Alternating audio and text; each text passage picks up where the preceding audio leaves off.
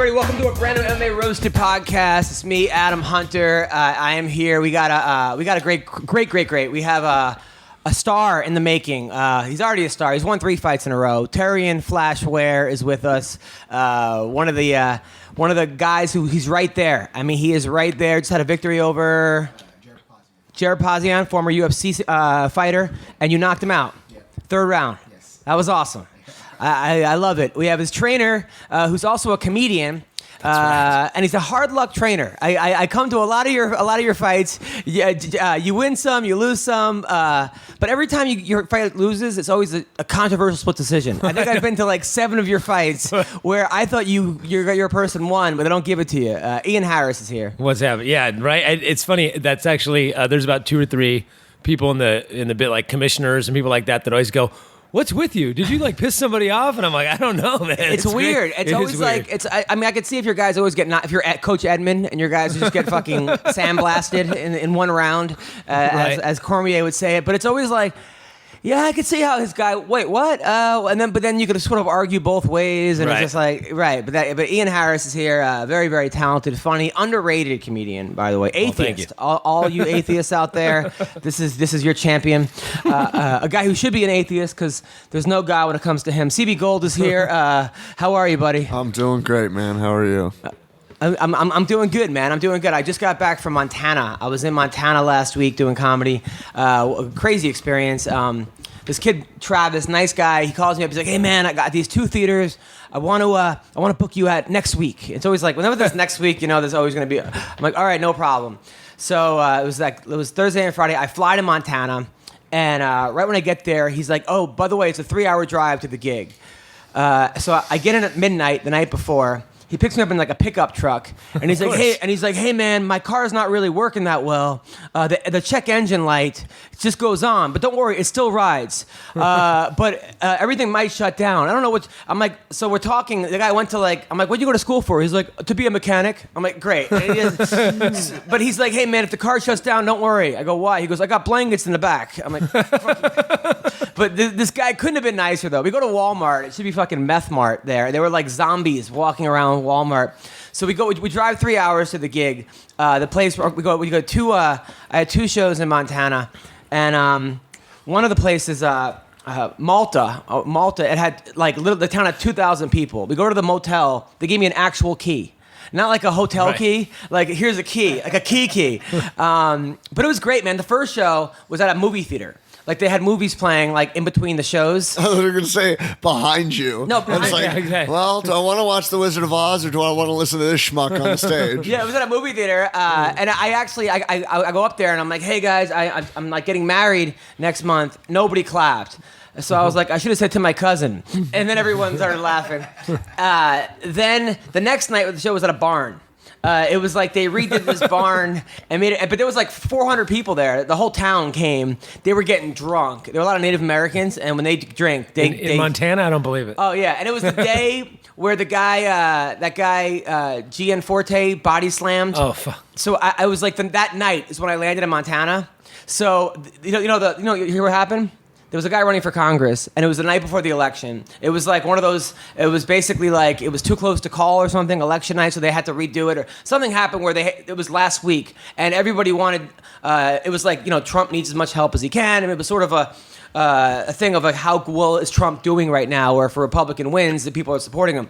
So the guy running, there was a guy from The Guardian, which I think is the Jewish newspaper, right? So he actually asked this guy, Greg Giaforto, a question, and he picked him up and he body slammed him. But they didn't get it on camera. You just heard the audio, and that guy still won because and I actually. And this is in Montana. In Montana, because he was a Republican. Well, it's because guy. of his form. He was. Well, people were like, "Fuck yeah!" Like, our congressman will body slam your People were really proud of him for doing that. And then he apologized, but he's also he's the pro gun guy. So I love the blatant apologies after something so ridiculous that the words "I'm sorry" is not going to fix that. He was situation. like, "I'm not proud of my actions or what I did." And people were like, "You're forgiven." At what is this? The end of Blazing Saddles? But you know what? He asked me a tough question. So what else am I supposed to do? Dude, it was ridiculous. It was How do you hilarious. feel about foreign policy? No, and they like redid a lot of those gifs they did of like the WWE and that guy walking in. Of course. Of course. And it was one of those things where I guess they found out the guy he was running against was a guitar player at a nudist resort.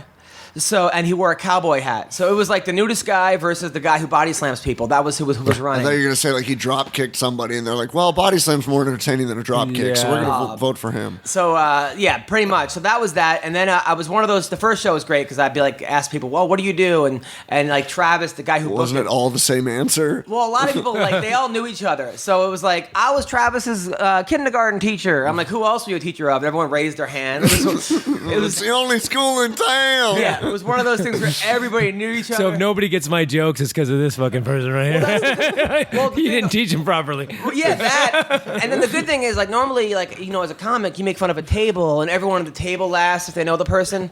But here, all 400 people would start laughing because they knew exactly what I was talking Exactly. about. You're doing crowd work on one person and you're hitting 400. It's like a shotgun shell that just blasts everywhere. That's exactly what happened. There was this woman kept going to the bathroom, and she looked like a lesbian. I mean, you know how short hair, kind of butchy, you know, not to offend every What lesbian. gave it away? But I was like, man, her and her friend kept getting up to go to the bathroom, and I was like, is there a softball meeting in the back? And then the place fucking went ballistic. But yeah, it was one of those shows that was great. I was like feeling so good about just, you know, it was good to get out of town. I'm getting married next month, and I got a lot of, you know, stress in the wedding, and the girl's all on top of me about not doing enough for the wedding, and she's right. But like, she's just so much better than me at doing this stuff, like the website, the flowers, the place. I'm like, babe, you don't want me doing any of this shit because. No, if you were better at that, you wouldn't be marrying a girl. Probably. Right, but she's like, you know, out of all my friends, you're the husband that like does the least out of all their. And I'm like, listen, like. Tell me what to write the checks for. I'll write the check. They'll be written. Let me know. Like, I'll pick the music. I mean, but I don't know exactly. But she's all up top about not being. And then it's like, this is how it's always going to be when we're married. Like, I'm like, no, we're going to get married once. I'm not going to, you know. But so she's fucking. We're only going to get married once. I thought we were going to every 10 years. It was, dude. It's one of those things of like and. It's just been hard. I mean, marriages can be really hard, and then there's like family issues and blah blah blah, and it's just annoying and like I mean, I could be doing better. Let's say that, but I'm trying my hardest in every aspect of my life. You know, as a comic, it's not a 9-to-5 job, especially now. Back in the 80s, it was a lot easier to be a comic. You could just have a comedy set and go from town to town and do comedy if that's what you wanted to do. Right. But now you need like. As a comic, you need to be an actor and a producer and a writer and a host and have a fucking podcast and have a blog and make Instagram videos and do live streaming, do all these fucking things on top of being a comic and being funny and updating your material, but it never stops. Right. And that's sometimes like what she loves about me being a comic is the excitement and just that I'm going for my dreams and everything else. But what's hard is that I don't stop at 5 o'clock and say, okay, my job's over. Right. And in fact, 5 o'clock's when it starts. Yeah, I know, but it doesn't. But now it starts at 10 in the morning because of the podcast and everything else. So it's hard. And me being a workaholic, I just have to. I don't know. It's just hard. It's just hard because she's like, you know, you're not here, which I'm not. But I'm like, I'm not here, but I'm not like I'm going out to. I'm not out to the boys having drinks. I'm not here because I'm in El Paso at the fucking comic strip telling jokes. Right. I'm not here because but it's just hard, and it's hard on her, and I understand it, and I'm not trying to blame, but this is fucking not therapy. But she said, but she did say, yeah, maybe we should. We're the wrong fucking people to look for therapy. She said, hey, maybe we should go see a couples. I'm like, fine, but they'll side with me because I'm right, and that wasn't the response the girls want to hear. Anyway. Last night I did a show at the Dime Bar, and you know, like Colin Quinn said, if you kill every night, you're a hack. And last night I was definitely not a hack. It was one of those shows where it was the Monday after Memorial Day, so it was like a weird crowd. I had to get everyone in from outside. There were these 5 loud black women from Africa. They were from Nigeria, but they were just talking throughout. The first comics was bombing. So I'm up there, and I'm trying to get them to pay attention, and I was like, hey, ladies, I think I used to sponsor you two, which is probably I should have saved that line for later on in the set because they were like, "Oh no, he didn't," and then it was just like I was like, "You're beautiful." We would have sex, and I'd be like, "Your life matters," and that made it even worse. But then I got them. I would get them and lose them, and get them and lose them, and they were talkative, but they were really sweet and nice people, but they were just loud. And then I would tell a joke, and then they would explain to their friends why it was funny, which would then. Aren't those the best? And then they were like, "We find you." So then I was like, "Hey, you guys follow me on Instagram or WorldStar or something?" And then somebody's like, the girl goes, "Why would I follow you?" And then somebody in the crowd, this white guy with a beard who looked like Zach Galifianakis, goes, his name was like Mosher, a Jewish. He goes, "Why don't you shut the fuck up?" To them. Right, so then they're fighting, and I appreciated him trying to have my back, but I didn't really need it, and I didn't want to make it like a white versus black thing. So now I'm like in the fucking middle. You're starting race wars at the time bar now, Adam. Really? Pretty much. So then she got up and walked out, but then she came back and gave me a hug, and she's like, "You're hilarious. When are you performing again?" I'm like, "Great." I was gonna say when she's like, "Why should I follow you?" You should respond like, "You can follow me outside, and never come back." It was one of those things where it was like, when you do like racial humor and you're white and the crowd's all black, sometimes there's a fine line between like being funny, because like most of the people there were laughing their asses off, but it is still a tense time right now in this world, and if you're not doing well and killing, sometimes you can be like, "Oh, who the fuck's this guy?" So it's hard. It's a tough line to walk. Anyway, how are you doing, Ian? I'm all right, man. But yeah, those should, to me, the worst though are the people that are talkative and supportive. You know, like I hate it when someone is just talking over me, but they're like, "You're great. This is funny," or "Oh, what he just said," and because you want to rail in, but you're like, then you're a dick. Yeah, because they're nice. The nice heckler is the worst heckler. The worst heckler on the planet. When you're like, "You shut the fuck up," but go ahead and just you can keep talking nice to me. I like that, but shut the fuck up at the same time. Like, and it fucks up your timing, and people don't realize. It's like a fighter. I'm sure a fighter, the last thing you want to do is be thinking during your fight. Right. You just want to be on instinct. But a lot of times you have to think to get to the point where you're on instinct. And, as a comic, you're thinking all the time, and you're trying to get to a point where you're just bliss. Yeah. And everything is just happening but it's hard when you have to figure shit out. Right. So. Like, yeah, when you're going through your set and you're trying to deliver your joke, and then all of a sudden someone's,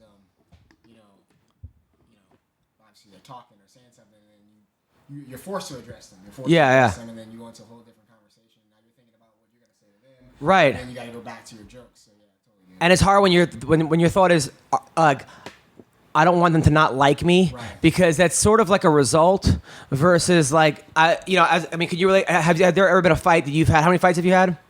22. Have there ever been fights where you've been in your head too much? One that I can think of, yeah. What fight was that? This was the RFA title fight.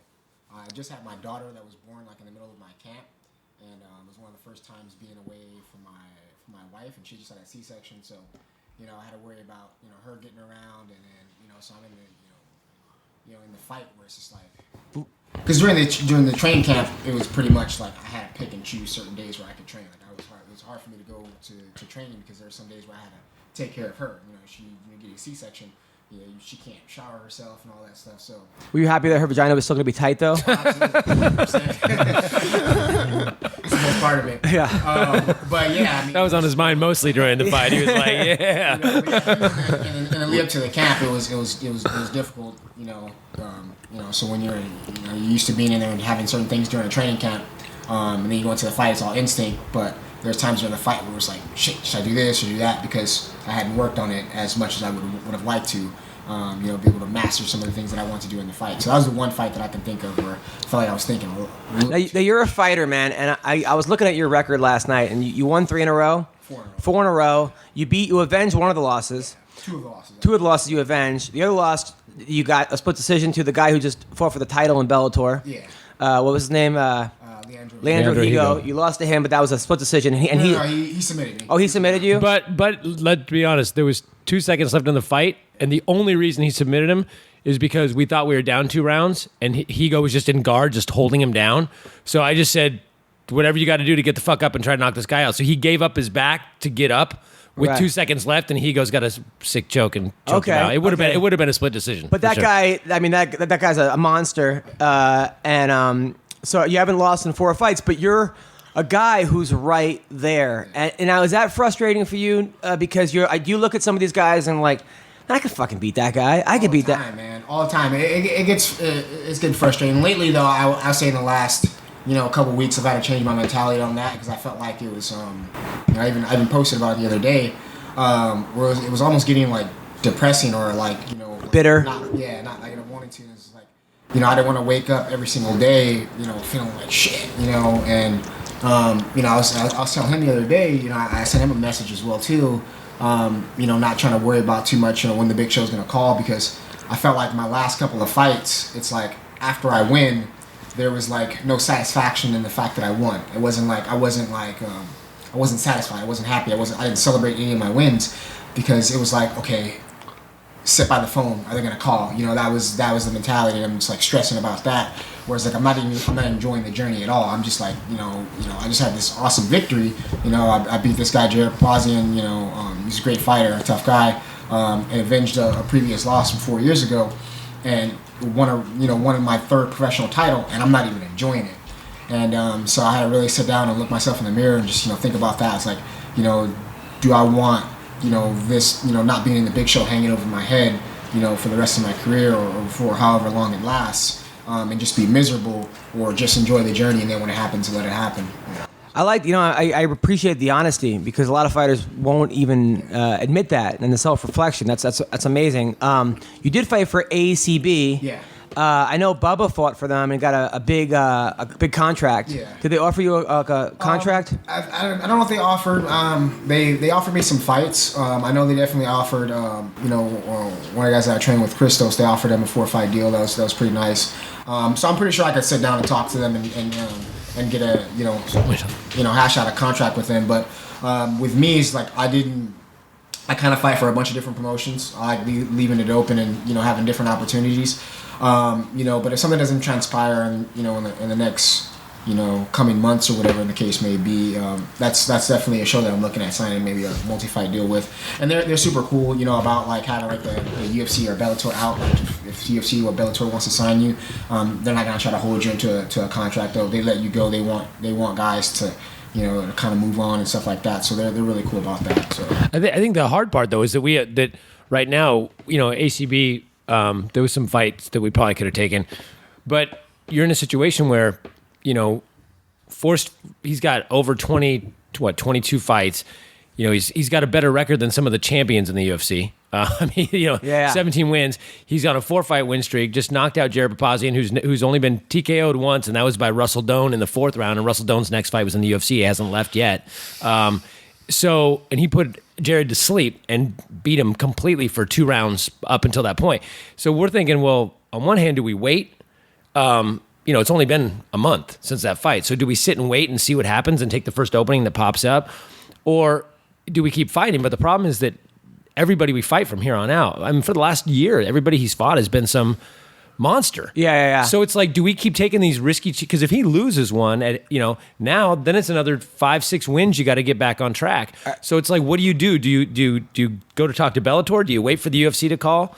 So what would your be like? Okay, so Bellator, UFC, and then what's it? The Professional Fighters League. Yeah. What would be your pick of the choice? UFC, obviously. I mean, it's as far as I'm concerned, and I'm pretty sure as far as most people are concerned, they have the best talent from top to bottom as far as on the roster, especially in my weight class. And I want to compete against the best guys in the world and have a shot at being one of the best guys in the world. So that would be my number one choice. But any of the 3 choices, honestly, if it's a good deal and if it's a good fit for me and it allows me to, continue, fighting for the next couple of years and travel the world doing so, I'd be fine. So listeners, okay, what's your Twitter handle? Flash MMA. At Flash MMA, okay? Tweet at Sean Shelby, Ray Sefo, and Scott Coker. And Mick Maynard. And Mick Maynard. And say, listen, get this guy in there. What? Rich Chow, too. And Rich Chow, okay? And make sure you at them, all right? And say, listen, sign this dude, because you're right, man. It's like, how old are you now? 31. 31, so you're in your peak. Yeah. I mean, this is it. Perfect time. Yeah, would you go through the tough house? I would. Yeah, I definitely would. I mean, it'll probably be tough at this point right now because of wife and 2 kids, but my wife's she's a monster. She's a beast. She holds down the household when I'm having to train and do all these things. So, it'd be tough. I've never been away from them for longer than like 2 weeks, and I think it's 6 weeks now. Yeah, 6 weeks. But that would just motivate me more than anything. But I would definitely do that. But I mean, they haven't done my weight class since season 18. 135, right? It's been a while. Yeah. We'd even do But I would 45 though if I had to. If I had to, eat a couple steaks. What do you walk around at? About 155. Nice. So yeah, featherweight wouldn't even be that bad. 10-pound cut, fight 3 times in the house. I actually, my girl got me a scale for the first time. I haven't stepped on a scale since wrestling, college wrestling. I hate scales. Did it make you really nervous? Well, yeah, because I used to weigh in before and after every meal, before I went to bed, and it was just the most. I'm sure I had like 3 eating disorders going on at the time. I'm not even kidding. My wife always says that about me. You're like anorexic. I'm like, I'm not anorexic because you got an eating disorder, dude. Oh, I mean, like how I felt was basically how much I weighed, and that's how I felt about myself. And every time I eat, I like would eat just enough to I would never finish anything because if I threw out like the last bite, then I didn't technically eat all of it. And then I would everyone called me grub in high school because I would wait by the candy machine and be like, hey, can I get a piece of that? And people just felt bad for me. They called me Mooch. I was a fucking Mooch in high school. So can we call you Grubba Jenkins? Call me Jenkins. Absolutely, call me Grubba Jenkins. Dude, it was so embarrassing. It was depressing. Like I used to. Grub. So I actually weighed myself. I got down to 178 last week, which is good. I was up to like 195 at one point. I was fucking fat when I got my leg surgery. How far are you from the agent's 20 pounds or 15 pounds? I got another about 8 pounds to go. It's not bad though. No, it's not bad. Cutting out soda most of the part. Mostly that was like the everybody I hear that says that, it's just like you lose about 10, 15 ounces of soda, but then it's just hard. Like I didn't have ice cream last night, but I had pinkberry. I'm just making. Is Blue Apron making your life easier? We're gonna get into that. So let's talk about the fights that happened last week. Gustafson versus Glover. You guys watched them? Yeah. All right. So me. what? You didn't watch them? I don't watch any of them. Oh, well, all right. You can't talk about him then. Gustafson. Look, man, I feel like in some ways he just happens to, if he was any other weight, he would be the champion. Not any other weight, but a lot of other weights. He has that talent. If he was a 35-pounder or a 70-pounder, maybe even a 50, I don't know if he would beat Conor, but he has these, but he just happens to be with John Jones, Anthony Johnson, and Daniel Cormier, who are just. Probably three of the pound, not anymore, but pound for pound, 3 of the best guys. Johnson probably isn't in that, but he's just, Glover. Gustafson he's got everything, but it was one of those fights where, like we were talking before, great fighters can make adjustments.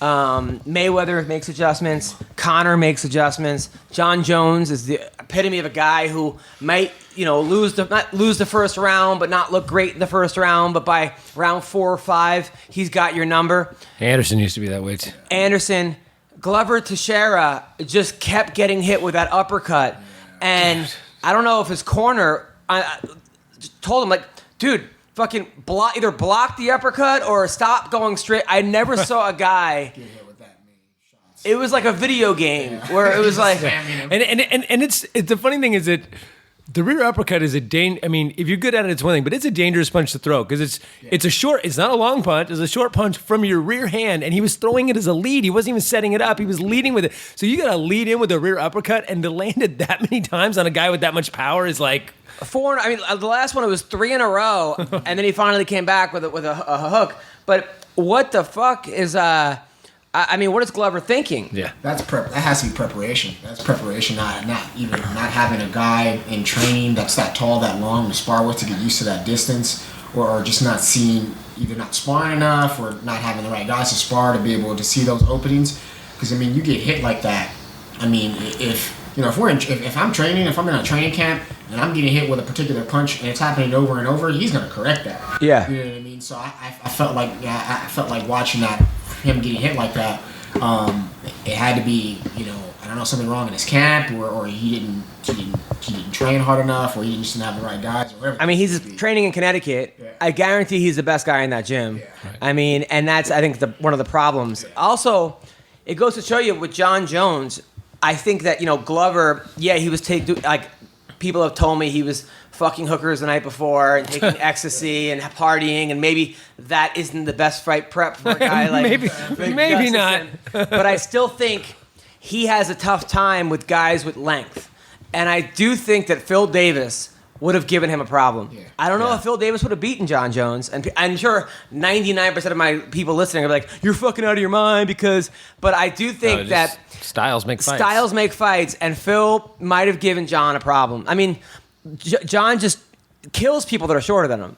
Yeah. But when a guy is taller than him, and how many guys are at that length of Gustafsson? Just Gus and Phil Davis, and I mean, who else is that? And in Phil Davis, that his wrestling is just it's just different. Like there's people who are really good wrestlers, collegiate wrestlers, and it shows. Yeah, okay, this guy can really wrestle. And there's other people who have that weird. They might not have even been the best wrestlers, but they have that weird. Like the Bellator guy we talked, Terrion Caldwell. It's not like a Chad Mendez wrestling to hold you down. It's just kind of some sort of. It's almost like if you watch Rico Chiapparelli back, it was like a different type of wrestling. It's like athleticism meets wrestling. They're like, I remember Caldwell, one of my favorite wrestling matches ever, was against Metcalf in the finals. And Metcalf had teched him earlier on in the season. And Brett Metcalf, beat Bubba Jenkins 8 times. He's a world-renowned wrestler. And he went up against Caldwell in the finals. And Caldwell threw a head and arm to open the match and hit it.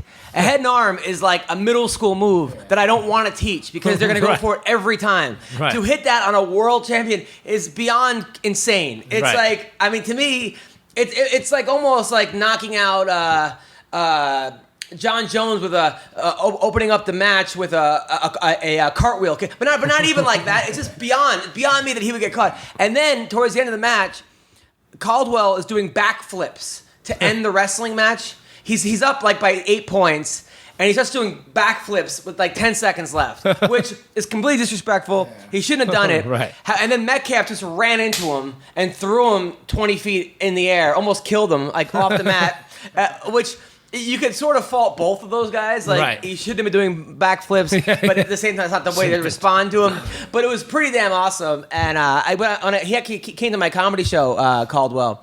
And we talked about that. And I honestly, he's at Alliance now. And I do think Terrion Caldwell, dude, the guy's taller than me. He's got to be almost 6 feet. Yeah. I don't know how he gets down to 135, 145. But I do think him sparring with Dominic Cruz, I know he got caught by that guy from Guam. In that sort of, he just got tired. Took a lazy shot. But I think Caldwell could be one of the best guys in the world, if not the champion. I think he could, at 135... give a problem to Cody No Love and TJ Dillashaw, and people are going to think I'm crazy about that too. But Terrion being a 35er, I've always said. I've been saying this for a while. I go, honestly, style wise, I think that out of all the matches in the world, I think that's the toughest match for him because we're always talking about who could we fight if we get there? Because I want Terrion to fight Thomas Almeida. I think that's a really great fight. Yeah, want him. I'm begging for that fight. I think it's a good fight. Plus, you beat Thomas Almeida. It looks so. Yeah, absolutely. Trust me, this dude's hands.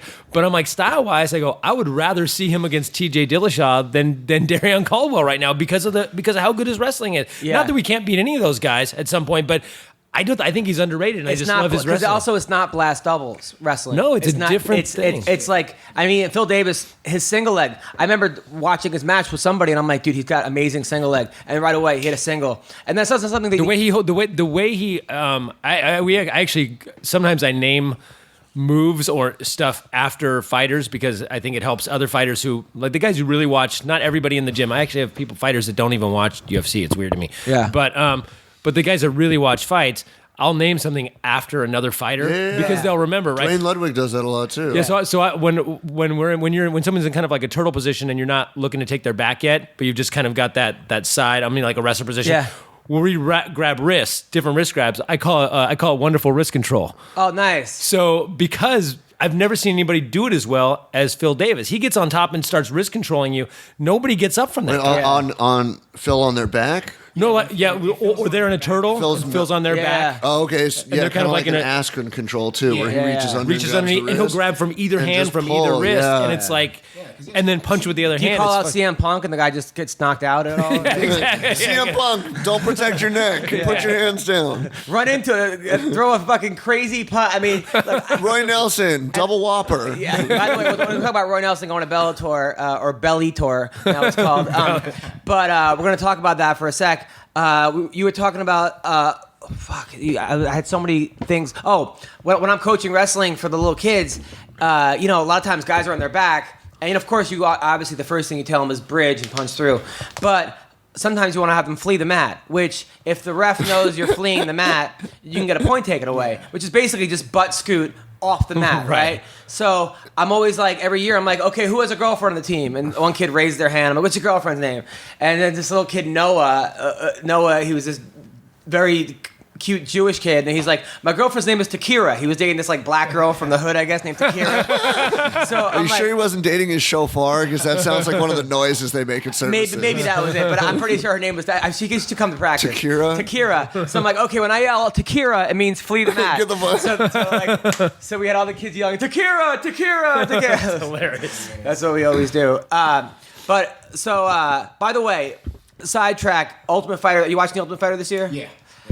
I am not thinking that Team Alpha Male is coming off very good at all. I sort of like going into the season, like Cody No Love had this like cool like, and it just seems like I know Cody and I knew him before he got into the UFC, but he's coming across like a hothead, and they're almost becoming like TJ said, like scorned ex-girlfriends who are now. Like, Dwayne Lubbock just walked in, and they were all just talking all this shit to Dwayne, like, why'd you have to steal him, blah, blah, blah. Dane was probably high out of his mind. You could just see his eyes were not in the thing. And then TJ just seems like a pretty down-to-earth, normal guy. He doesn't say much. And he's like, my coach left, that's why I left. And they're like, fuck you, and everyone wants to fight it. Like, what? Like the fight at the locker room. Yeah. Where I think TJ's team was in, Cody and Uriah are out, and they're like, you're a fucking liar, TJ, you're a fucking liar. Tell them the truth, you bailed on us. And like, don't make me bring up the fucking video where I knocked you out in sparring. Yeah. Who fucking cares? Yeah.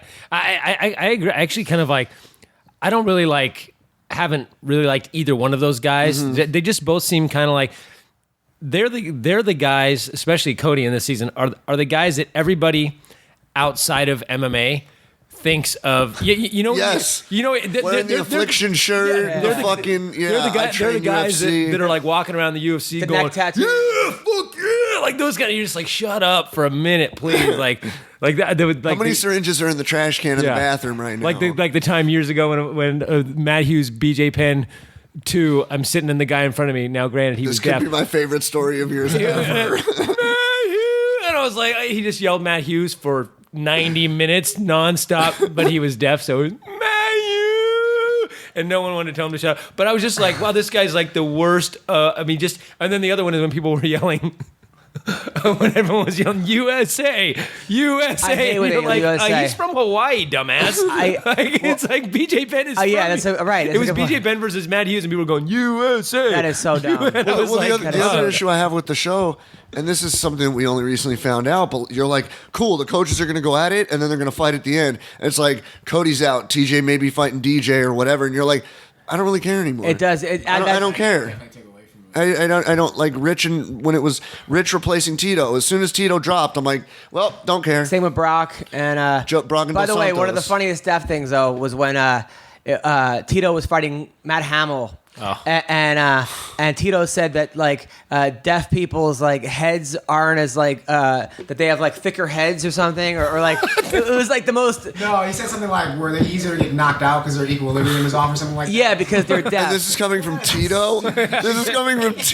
Dude. And like first of all, and like Matt Hamill was laughing his ass off. That was one of the reasons I think that like people hated Bisping initially on The Ultimate Fighter because Bisping and Hamill didn't get along.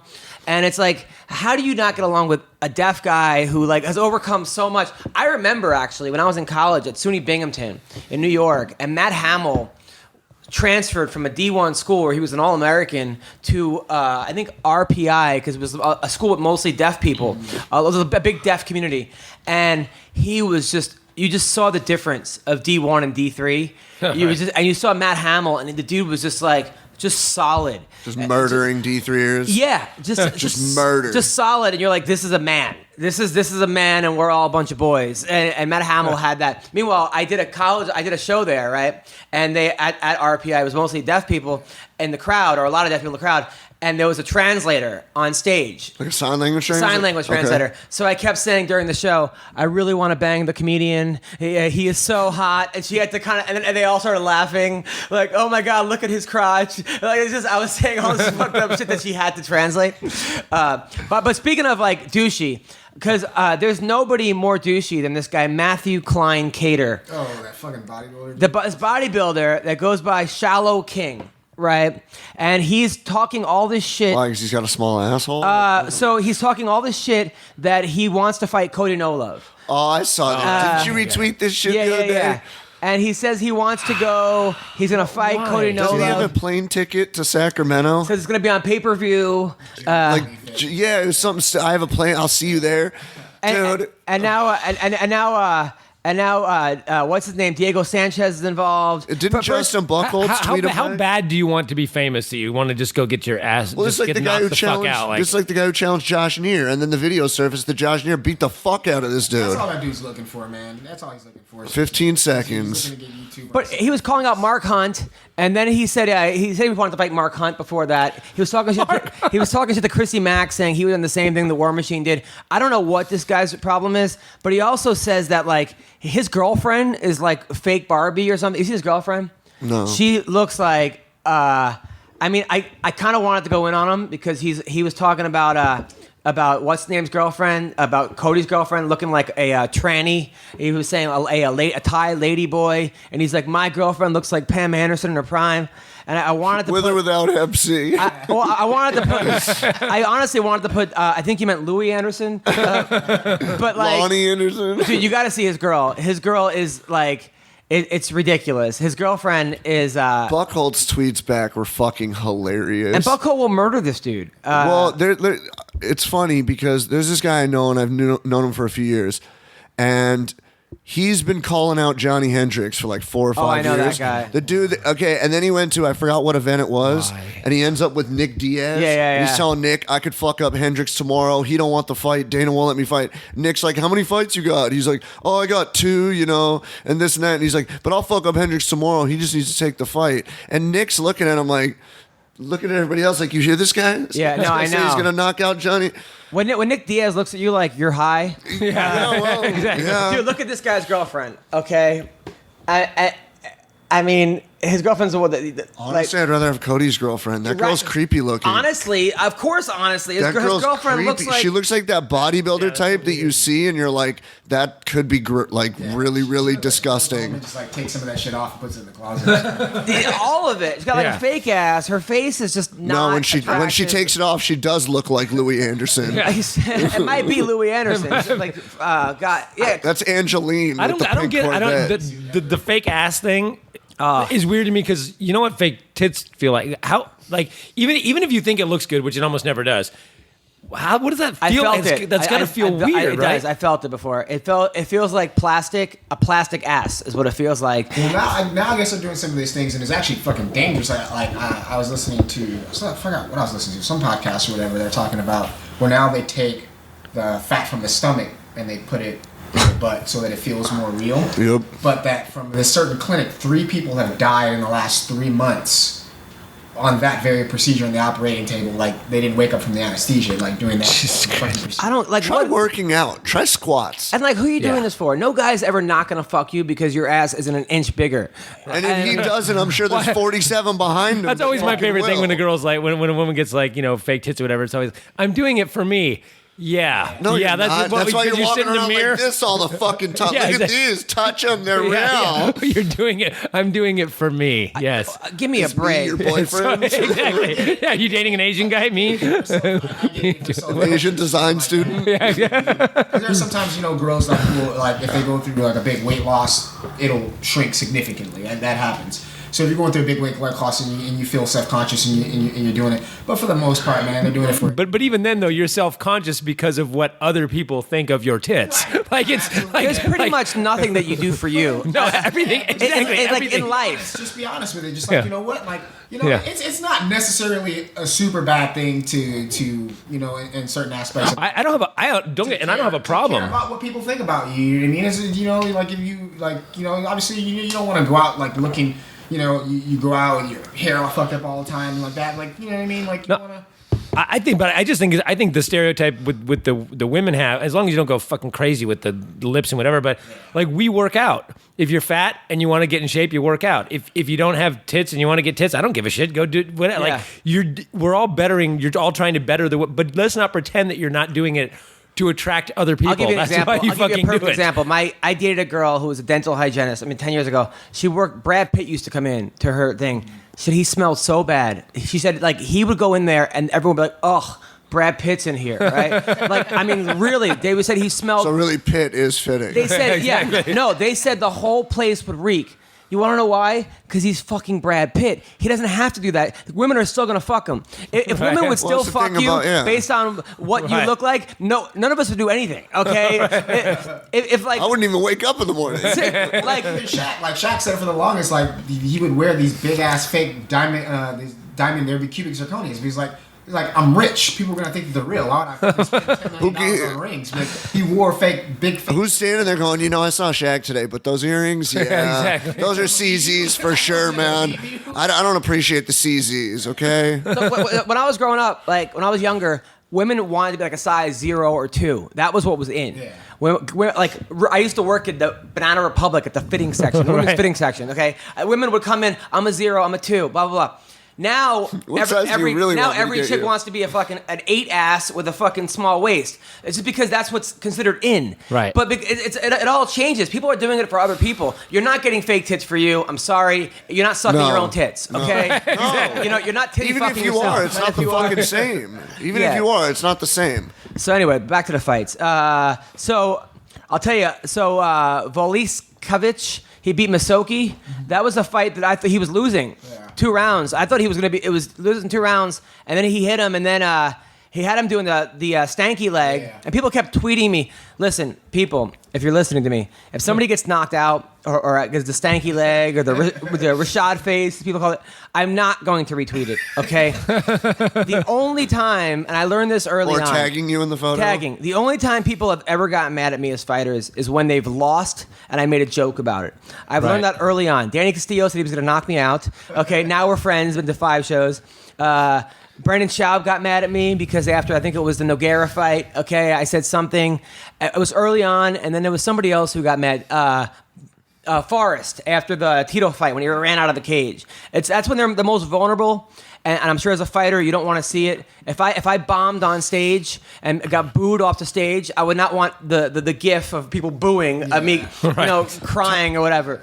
So Tyron Woodley doesn't even like seeing a highlight of him getting knocked out, let alone somebody talking shit about yeah, I'm him. not gonna do that. Okay, so I understand that you think it's funny, but number one, it is a sport, and a guy getting knocked out, like out cold especially, is a very scary thing, and I'm not going to retweet it. At the same time.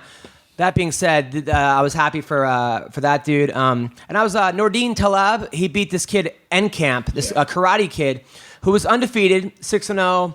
And I like Talib because they said he had a chip on his shoulder, but they said it in a different way. It was something like I forgot the British term that they were using for it. It was I forgot what it was, but it was pretty funny. But they said he was a little bitter because he's not getting the respect. And anytime someone's bitter, I can relate to that. So I automatically was like rooting for that person. So I was happy for Talib. And I'll tell you who I was most for. That guy Volkan, who knocked out Ozdemir? Sasha. Yeah, he knocked out Misha Serkinov. Dude, like he's like in the top. And you know what it was? But at the same time, That was the littlest punch, the one the little behind the ear. It was like a 3-inch punch. I mean, it was barely looked like it landed. Unbelievable. Yeah, it must But- have crazy power. But Yeah, also, exactly. but also, You must train with Bruce Lee. But also, there's got to be something. It's always weird when a guy gets hit behind the ear, which technically is illegal.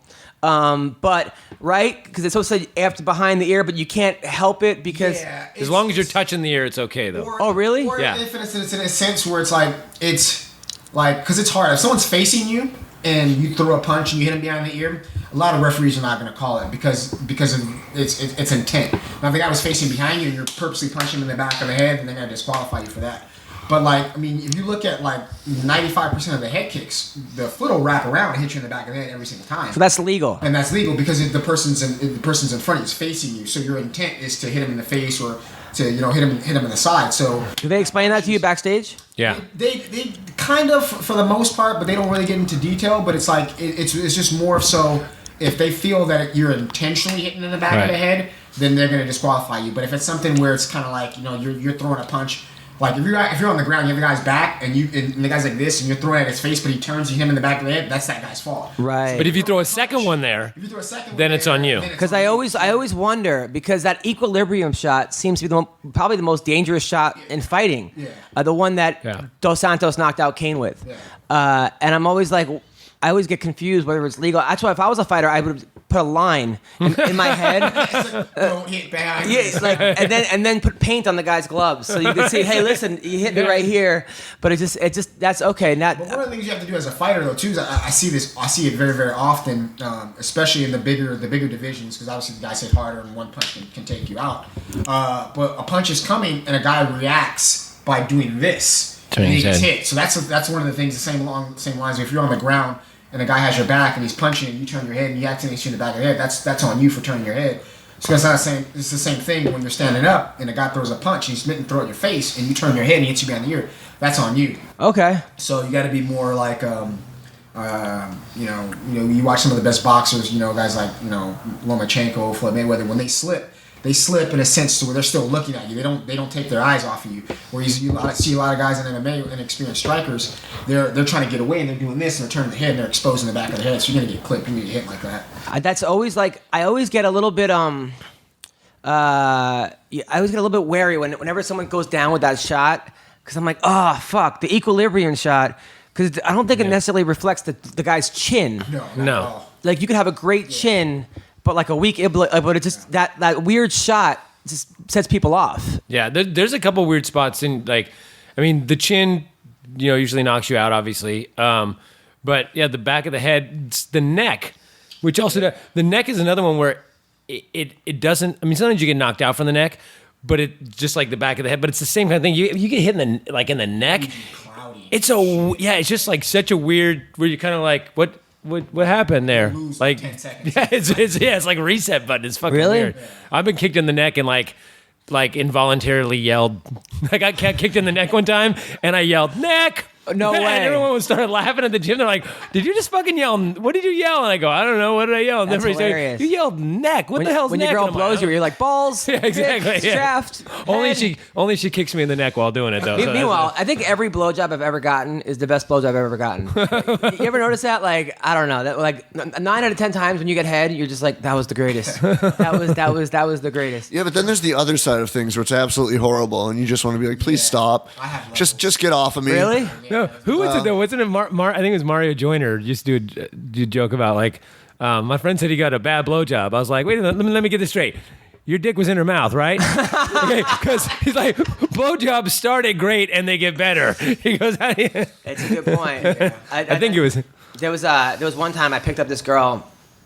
I was dating this UCLA cheerleader. Or maybe she was the dance team or something. This chick was crazy. I mean, hot, short, but just crazy. Like I would go over her place. There'd be her friends there, and she would just start blowing me like in front of her friends, like in the same room, but they wouldn't know. She was short. She was like 5 foot. But so like one time I picked her up from like some club. Literally picked her up. I picked her up the and like first thing I her friends. thought. Her and her friends from a club. Hey, we're drunk. You pick us up. So she's in the front seat, and she just starts going down on me. Your friends are in the back seat, and I was gonna let her, but then they started taking out their phones. I was like, all right, stop. I don't need this. It's the same reason I'll never send a dick pic or anything. I just don't. I know. Don't need as that. soon as I send it, I'm gonna get that call from Disney saying, "Hey, we want to sign you for this 5-year kids show." And next thing I know, oh, hey, sorry, we all saw your dick. we're gonna give it to AC Slater. It's now on. It's now on the fucking internet, and Yeah. you're everywhere. You And get like 2 shows in, and like someone sees you, and like, wait a minute. somebody pops up their phone at a show, like, "Isn't this you?" Exactly. Let's have a dick pic of that guy. Let's get him off the air. Or imagine he's at a show, and all of a sudden, like, "I do know you look." I know. Absolutely. So Trevor Smith, Chris Carmozzi. Felt bad for Carmozzi in this fight because he just couldn't get started. Yeah. He's also... He should not fight anybody that had any kind of college wrestling experience because it seems like he gets taken down by Talos Lathis. Jacare took him down. Twice. I mean, Twice. it just seems like...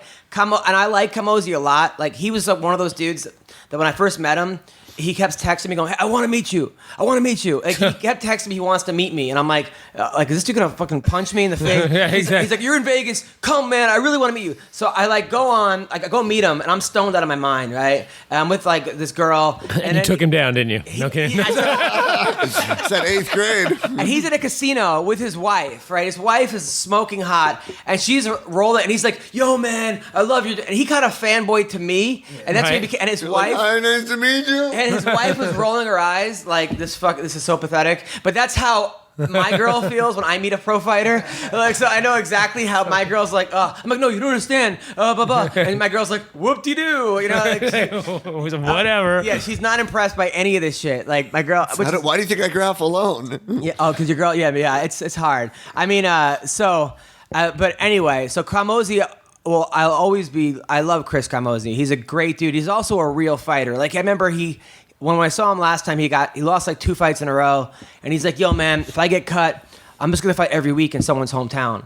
I'm like, "Really?" He's like, "Yeah." He's like, and it was right when that that league of like team fighting started coming out, like 10-on-10, like Russia versus whatever. Oh, yeah. And he goes, "I went to my gym. I recruited 7 guys, and we're gonna fight those guys in Russia." Like that was his plan. Like, I'm not even like, wasn't even like a joke. That was- ACB's on Saturday, but Kamosi MMA Friday night. he's like, "Chill, so he'll join my team." He had all these guys who were just... I'm like, "Can I be on the team? I'll just sit in the back and just talk shit." And like, "Yeah, man, you'll be the hype man."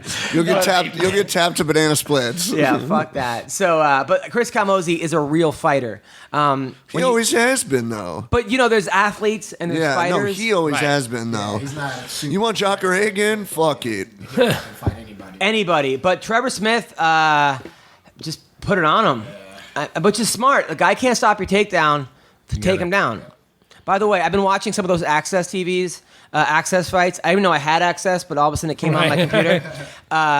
And those 2 guys are hilarious. Michael Chavello They're the best. Man. is the fun. He is so ridiculous. He's stopping though. He's not gonna be doing anything. Why? I don't have no idea. Although it's like I used to drive me nuts. People would make fun of Moro. I love Moro Ronaldo.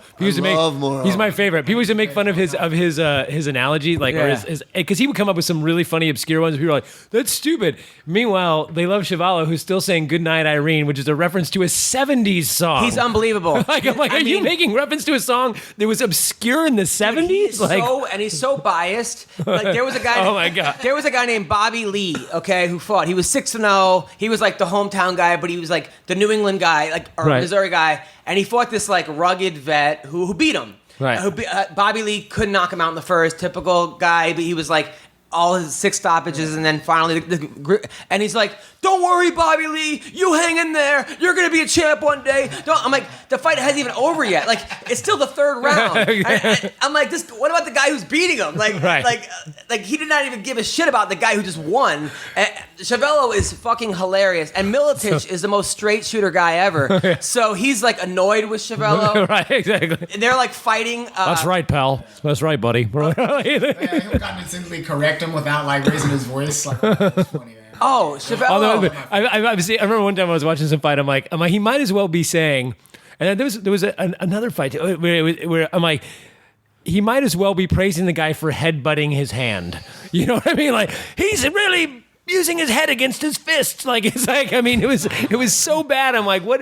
Are you not watching the same fight I'm watching? I think they're on YouTube. My favorites of there's 2 that I can think of just off the top of my head where they put together these clips of. So there's this guy named something Johnson, but his nickname is Swinging. So the entire time you just hear, "Oh, Big Swinging Johnson." Oh, he's Big Swinging Johnson, and then the other one is like my anus. His name's like. Oh yeah, my There's anus. like a 3-minute clip of him just yelling it out. He's What about unbelievable. He's pounding my anus. Yeah, what about Bang versus Cunts in the UFC recently? But this dude, Chevello, I mean, I remember one time he was like, and he's kind of perverted. He's like, he has less hair than the girls at Justin Bieber concerts. I'm like, What kind of hair? Yeah, that's exactly like, what the fuck? Like, but it's. I hope that guy. Honestly, I'm mad at myself for not. If I would have known this was going on, I would have gotten access. Fuck TV. the fights. Just listen to this dude. So fucking ridiculous. Turn that shit up. But even the fighters themselves are hilarious. Like there was a guy I watched last week. His name was Newman he lost to Krantz, and Newman was a Hickson Gracie black belt, and his nickname was the Chef. And he came out with a chef hat. I saw him in the car with that guy. He was back there. He was backstage, and he was like, people were like, "Oh, like he's known for like baking." Yeah. His opponents in the weigh-ins, and they're like, so some of the commission was asking like, "Hey, you gonna bake?" Like he went to like chef school. He's like a real chef. No, and like the crowd, there's like 2 tables. Everyone has chef hats, right? This guy comes out. I'm like, this is my. You're gonna get cooked. Meanwhile, the guy has no. I like the guy, but he has no stand-up. Stand-up was not very good. He gets knocked out quickly, right? Like second round, this guy. So he got butchered. He got butchered, right? Yeah, he got cooked, right? So and the guy who's winning, Roasted. right? The guy who Burnt. I don't know what the guy who knocks him out, right? It was very well done. But so the guy who knocks him out, right? He punches him like 9 times in the face, and then goes to the ref. You could have stopped that earlier. Like, this dude starts yelling at the ref. Like Roy Nelson and Big John. Yeah, At the Bigfoot fight. I'm like, it was unbelievable. And then there was another guy who fought Chase Walden, he fought this guy Butterfield, who was a welder. And then they kept bringing up, this guy's got welding strength. I'm right? gonna melt you. Welding strength. I'm just thinking of WWE promos with these fucking names. I'm gonna melt The welder you. versus the baker. I'm gonna It's melt getting you hot. so hard. I gotta tell you, Access TV, like I might have to go back and watch every one of these events. It's fucking. So this guy Butterfield, he won. Like I thought he won. Typical where he just held the guy down for 3 rounds. He was a guy out of what's the name? Askren's gym out of Rufus-Sport. Rufus-Sport, yeah. They seem to have every guy. Wait, they in have, promotion. other than Askren, they have wrestling there? So he held him down. Militic had him winning 3 rounds to nothing, right? Right. But of course the guy loses, right? And then Chase Weldon goes, after he goes, wow, thanks for the gift. Like, who the fuck tells that was in his speech. Like Lozon? Yeah, he goes, thanks for the gift. Like Lozon He and... was saying thanks for the gift as far as like thanks for this easy fight because he beat him. Oh, I thought you meant... he was saying, lost. they gave him the win. Oh, I thought And you he meant like goes, Lozon yeah, and Held, where he's no, like, no. I didn't win that fucking fight. That's exactly what happened, but I never heard a guy. Well, maybe Lozon now I did, but he goes, "Thanks for the gift." Yeah, I was that's like Jesus. something McCorkle would I say. had a guy way back in the day. One of my guys won, and when they announced it, they should have won. When they announced it to the other guy went, "I didn't win that fight." That was hilarious. He goes, "Don't clap for me." The other guy won the fight. It was Yeah. hilarious. Honestly, like there's something really cool about this like lower level, and it's not lower. Like LFA is still high level, but there's something cool about like having a chef, and it also the chef is the welder. Yeah, and it also is getting like hot guys in who are here. 4-0 and 5-0, so they're not ready to yet. Like it's the wrestler versus the striker. Like they're still It's like getting looking for a Well, you know fight. that's the thing though that I will say really bugs me about the whole issue with Terrion is that I keep hearing these guys. Well, this dude's 14-2, man, and he's got 14 knockouts, and I'm like, yeah, he's fighting on like a reservation in Iowa. We're fighting in California against guys that are legit killers every day, and I'm like, when I see those guys, he's 6-0, and I watch it, I'm like. Yeah. This guy's 6-0. Who the hell? Like, I have amateurs that would beat that. He's Like, 6-0, and he's the guy that punched the kangaroo in the video. no, or that one promotion in San Diego. No that offense to anybody on the outside, man. that gets homeless guys Right. to fucking weigh in and like.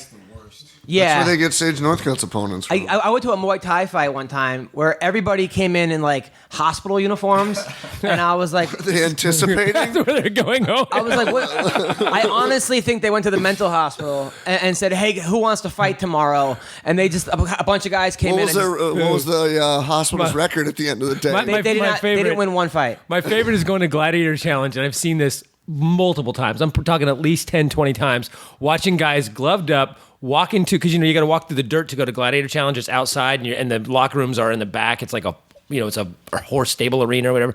And when you walk out to Saboa, you walk out there multiple times, seeing guys walking out there with their gloves on, smoking a cigarette. on the way to the cage. No way. And I'm like, that is pretty fucking like, because they just pulled him out of the fucking audience, gloved him up, and the guy's like, all right. But that's how. Let me finish my beer. But someone's gonna die that way. I mean, it's all No you know. shit. It's on a reservation, so you can't shit about Yeah.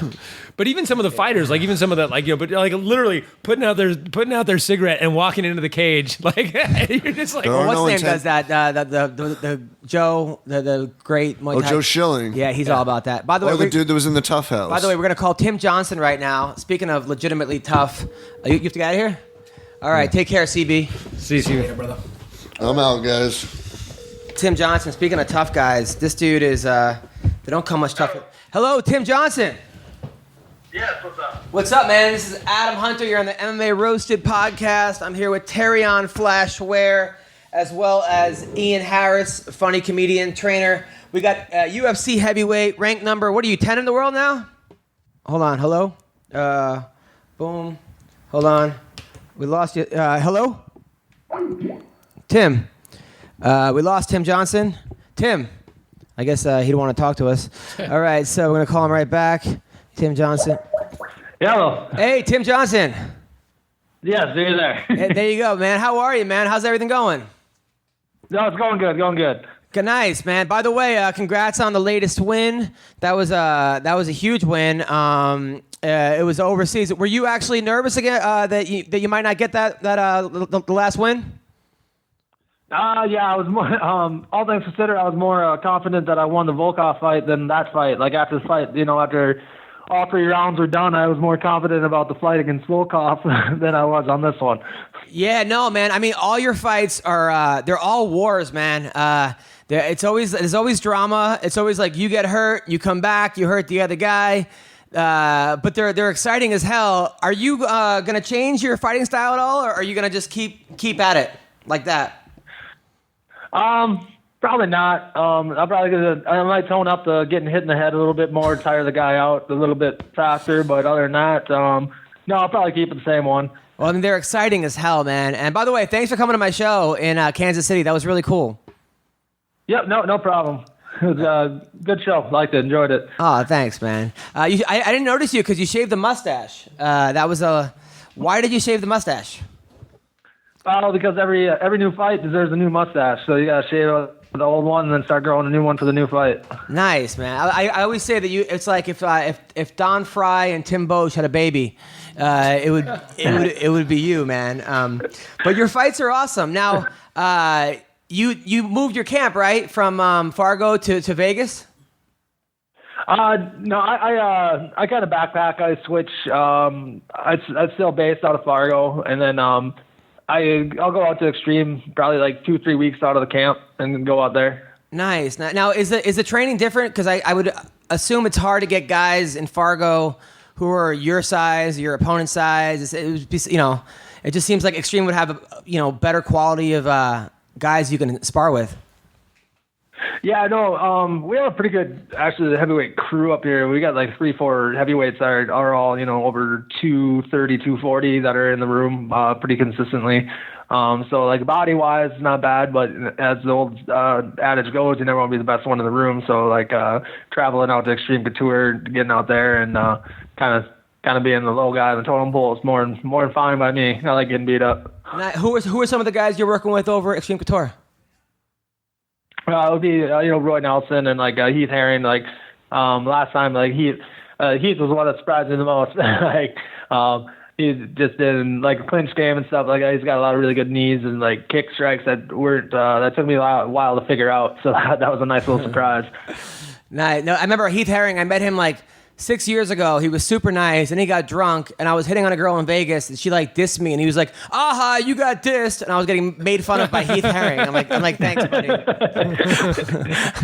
And there's nothing I could really say back to that. I was like, yeah. Well, Brock beat you, so what do you say about that? Now, you're one of the most interesting fighters, man, that I know. I mean, you were in the Army, by the way. Thank you for that. Thank you for your service.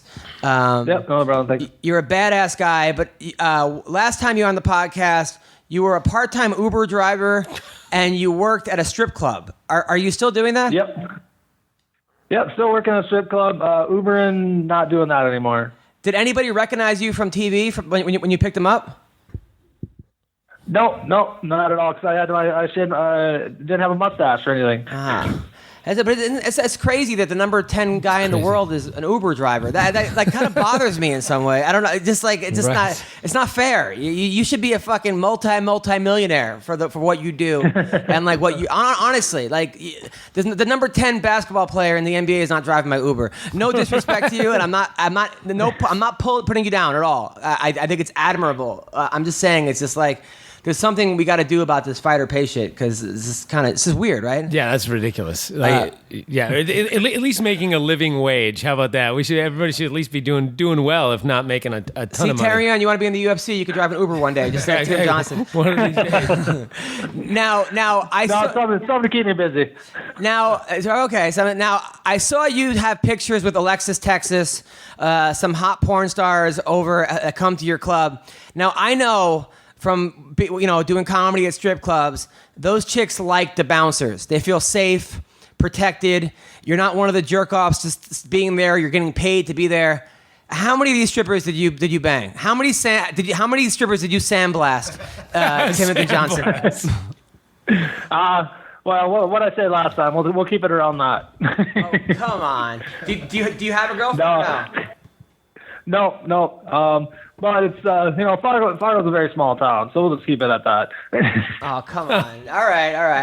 I don't know, man. I just picture you with these hot chicks, and you're this like burly, hairy male with a mustache, and you're the fighter, and they're the struggling single mom. There's a movie here somewhere. It's sort of like yeah. Well, my favorite out of all the porn stars I got was definitely Danny Daniels. She's pretty awesome. Danny, yeah, right. No, but doesn't it remind you of like the wrestler with what's his name? The movie The Wrestler. Mickey Rourke. You're like Mickey Rourke at the strip club, and you're bringing home the chick, and she's fucking you, but she hates her boyfriend, who's this rich asshole, but she loves you, but like you fight in a cage, and you're like, you're like, I can't now, baby. I gotta go Uber. Gig. Like hey, you want to go home with an Uber driver? Come on. Do you ever? You're a man. You're much more of a man than I am. I mean, you serve the country and you fight in a cage and knock out heavyweights. But do you ever fall for these chicks? No, I worked there long enough. Come on. I mean, there's got to be one, like the new girl in town. She comes in and she's like young and hot and 21 and has perfect tits and a nice ass. And then she's giving you the look and everyone's like, he's in the UFC and blah, blah, blah. I mean, come on. And then you're like, hey, we could do this together. And really, come on, tell us the truth. Yeah, but that same look that she's giving me, she gives everybody. So, I mean, I don't feel special. All right, that's a good point. All right, fine, you win. Okay, now you're fighting a guy. You got a fight coming up. You're fighting on the Long Island card. That's where I'm from. I'm from Long Island. Yep. I grew up in Oceanside. You're fighting Junior Albini. He's Brazilian, jiu-jitsu. Your strength is wrestling. Are you going to keep it? Is this going to be another stand-up war? Yeah, we'll see. We'll see where the fight takes us, I guess. I don't really try to implement too much game plan. However fights develop, they develop, and just kind of be ready for wherever the fight goes, I guess. It's going to be stand-up, it's going to be stand-up, it's going to be clinch, it's going to be clinch, or he's going to let me take him down, then I'll take him down and give him a good old American wrestler. Right. Are you bringing in a lot of grapplers for this training camp? Yeah, I'll be doing quite a bit of grappling this one. Last couple camps I've been was focusing more on striking. This time it's definitely going to probably be getting back to the roots, just to make sure I don't get freaking caught in some stupid submission because I was lazy and had my hand on the mat or something, dumb like that. So, no, we'll be doing a lot of grappling this time around. Now, Tim, call me crazy, but I honestly think you could be the next heavyweight champion. You have the wrestling. You wrestled in college. You were All-American, right? Yep. And you're a Golden Gloves boxer, right? Nope, no boxing. Okay, all right. Well, for me, you're a boxer. But you have the size, you have the wrestling, you have the toughness, you have the grit. I mean, you got everything out there. It's almost like you're. I don't know. I honestly think you could be the next big guy. You just need maybe another 2-fight winning streak, and you're right there. Yeah, well, another thing, I don't know if I said this to my last interview or when I talked to you, but I think I said it when I talked to you down in Kansas City. But yeah, no, I've only been I'm scratching the surface. I've only been like training for like 3 years. I'm on the cusp of training for 3 years. So I'm still trying to get, established, figure myself out as a fighter. But you're not lying, put a good little streak together, and it's right there in the mix. No, I mean, you're right, exactly. It's like your upside. You're not one of these guys who started when you were 4 years old, and it's sort of like you're getting a little bit better. You have a chance to be, astronomically better. Have you ever sparred with or trained with Stipe? Nope, I have not. Have you ever thought about possibly going down there and like seeing how you do against him? Well, I have looked into it. I got a couple of guys that I went to basic training with that are from Cleveland, so it might be a good excuse to go out there and visit them. Yeah, no, honestly, because I'm very curious because you guys, other than his boxing, he was a really good boxer. You guys have a lot of similarities. You're other than your gut. But as far that's all right. That's all right.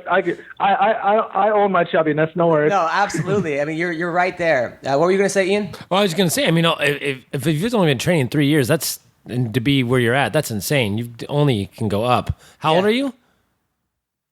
32. Just turned 32 in March. Yeah, I mean, he's at his peak right now. I think this is 30 to 33 is actually. They used to, I used to be too old. I think that's the peak for most fighters nowadays. I think you can only go up. That's insane. And he's so damn tough. What was your position in the Army? For rank, or what did I do? What did you do? Both. Secretary. I got out as a sergeant, and I was a combat engineer. So drive around, look for fucking explosives and stuff like that. Wow. How many did you find? Enough. Wow. I always felt bad for the dogs. Honestly, I gotta say, like those damn dogs. I met the dogs when I was over there doing comedy. I'm like, man, they didn't sign up for this shit. But they're lucky because when they retire, they're rewarded. They can become drug dogs. So that's good, and then they get to sniff all the. but they do have like I never saw love between an animal and a person than the soldiers loving these dogs. They were like treated. Yep. They were such best friends. I mean, oh my god, because they put us in those like costumes, not costumes, like where like we like run and the dogs like tackle us. Oh yeah. And those dogs were awesome. Nice. Now, did you ever have any hand-to-hand combat when you were over there? Did you ever like beat up any of those terrorists? No, definitely not. Damn. No, we didn't get all the truck lunch. Got it. Okay. Now, all right. So let's talk about the fights this weekend. Aldo versus Holloway. I am picking Max Holloway for the upset because he's been on our podcast. But also, I just think he's younger, hungrier, and I think Aldo. I don't know. Who are you picking, Tim? I'm going with Holloway also. Nice. Ian? Yeah. Oh man! On top of everything else, Max taught me how to play crap. So. Well, there you go, Ian. It's funny, man. No, I always go with Aldo, but I don't even know what he's been up to the last. I haven't seen shit from him for a while. So I'm kind of thinking that the upset might come Holloway. But to be honest, Aldo's like one of my all-time favorite fighters. I don't want to see him lose, but it's a tough one, man. He looked good against Frankie though, his last fight. Yeah. He did look good against Frankie. Yeah. Terrion, who do you like? Yeah, I mean, same for me, man. Aldo's one of my all-time favorites, but I don't feel like he's been active enough, and Holloway's been on this crazy streak of just beating, guys he shouldn't be. Guys who.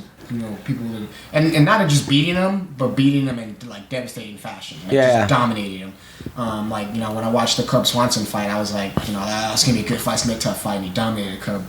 So I'm picking Max for as well too. By the way, a fight that just got signed, a guy Volkov that you fought is now fighting Stefan Struve. Who do you like in that fight?